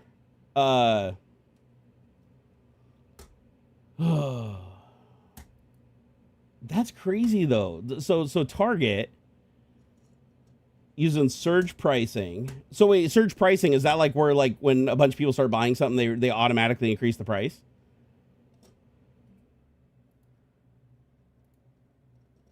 Oh yeah, you guys, I'm sorry I got to shut down. Yeah, I've got some bad shit going on here. I gotta go take some meds. I will definitely see you guys this week. I'm not gonna go another week without streaming on Twitch. No fucking way. We got to stream earlier in the day too, so I'm gonna try to like get up and get moving, and then once I'm out of bed and I'm actually like somewhat mobile, then I'll just come up here and stream, so we can do it earlier. I love your guys' face. Thank you so much, guys, for watching. I appreciate you guys. Especially old school ride or die. I see you guys in chat that have been with me through like every phase of everything, and I appreciate you big time. And I just want you guys to know that I love your faces. And even if we disagree on things, just know that I'm saying what I think I need to say for the greater good of everybody. And even if you disagree with me, just know that I'm coming from a good place of like, I've genuinely done my research. I'm genuinely scared, and I want to try to do something to help and fix it. Remember, above all, I'm a father of a 15-year-old boy on the spectrum, and he's in danger right now under the current administration. And we've never had another administration where I felt like my child was in danger. let alone me and my friends and my family. Hey, Joey, thank you for the 31-month sub to the channel. Super appreciate it. He said, 31 months, one more, and I can say I'm Barna X86. Been lurking, trying to cram for the CompTIA Pen Test Plus. Dang, ADHD is strong today. You know, ADHD can be a superpower, but you have to create the perfect environment. Otherwise, it's a weakness. And I'm still like, I took my Adderall, but they can only get me my fast-acting booster. My normal Adderall, I'm supposed to be taking the XR, which is like the slower release one. They can't get. No pharmacies can get it. Because of all Trump's bullshit, nobody can stock it anymore because the tariffs are so high, the pharmacies aren't ordering it. So I can't, at any price, get a hold of the medications that I'm prescribed. Like 3 of the medications that I'm on that I usually have never had a problem getting before are like nowhere to be found. Called Walgreens, called Costco, called my little podunk pharmacy that always seems to have the weird obscure shit. Nobody has it. Like 30 milligram XRs are like fucking just invisible right now. The unobtainium. So now I got to call my doctor and be like, hey, is there any way that you can do is there like a 15 XR or something that you can do where I can just take 2 of them and it gives me the same effect? But then pharmacies get weird about that when they do that kind of dosing. Because even though it's like they're out of the 30s, they're like, oh, why are you doing this instead of the 30s? And it's like, no, because you guys are out of the 30s. It's weird. It's fucking nerve system's so fucked up. Oh, I appreciate it, Valiant. Yeah, no, nobody has to agree on everything. I want to be clear here. I'm not one of those people. I don't believe anybody should agree on everything. There should always be different sides and different views and everything because it's important for people to have the full picture, right? It's why you should always listen to both sides of every story. I know I may come off, super passionate about certain things, but keep in mind the things that I'm hardcore passionate about are like, it's not, oh, you like pepperoni on a pizza and I like fucking Canadian bacon and pineapple or whatever. It's not that kind of thing. There's lots of shit that you can agree to disagree on. Even policies you can agree to disagree on largely. But there's certain shit that just is not debatable and you can't agree. Like I'm not going to agree to disagree on the Holocaust happening. I'm not going to agree to disagree on somebody likes to rape children, so I'm supposed to be okay with that because they're funny and I can still have a drink with them because they're funny. Like, no. There's a certain point where it's like you have to call it what it is. And you have to protect people from it. You have to protect yourself from it. You have to protect people from it. You have to call it out. You can't just agree to disagree on certain things. There's some things you can't. And the sad thing is right now, there are so many more things that you can't agree to disagree on that are happening. And that's fucked up because the majority should always be things that you can agree to disagree on. But right now, the majority of the shit happening is horrible stuff. We have a president that's literally pardoning some of the biggest drug dealers in the world. We have a president that pardoned a person and let him keep their $1 billion of blood money from importing fentanyl into the United States while he claims he has a war on drugs. You have a president that's blowing up all these boats and we don't have a single identity of any of the people that were murdered. We don't even know who was on the boats. We don't know who was under the deck. We don't know the boat. Half the boats couldn't even reach the United States if they wanted to. They weren't even headed in our direction. It's like we're hitting a point where it's like if we keep justifying this and we keep going to the next level and we just keep being okay with a president ignoring Congress, ignoring everything and just consolidating power under himself to do whatever he wants whenever he wants.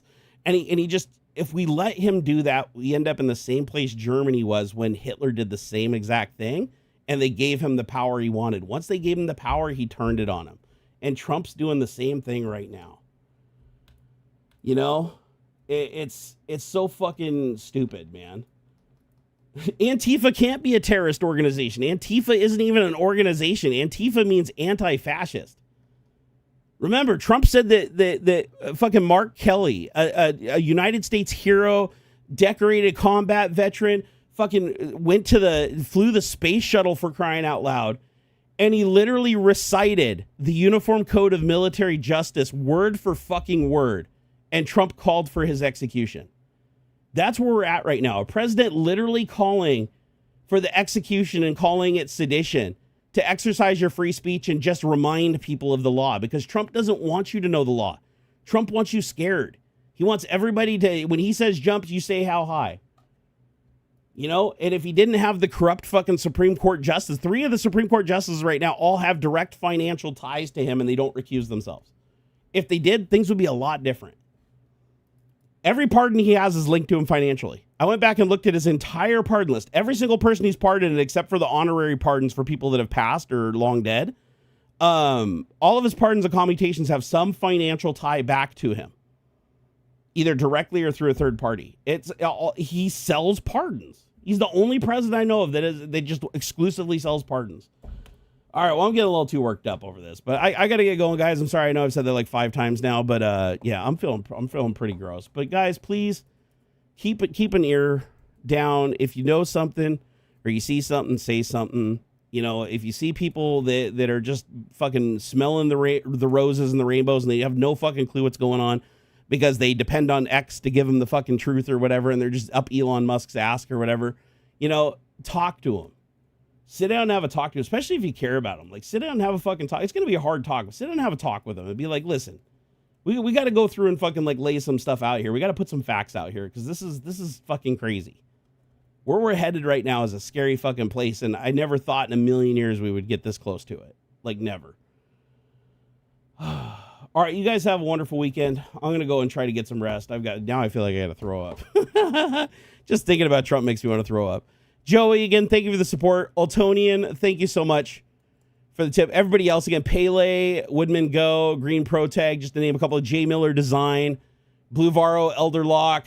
You guys are fucking awesome. You guys, thank you. I appreciate you so much. Thank you for helping me to stay around a little bit longer. I appreciate the hell out of you guys. All right, take it easy, and I'll catch you guys next time. Peace out.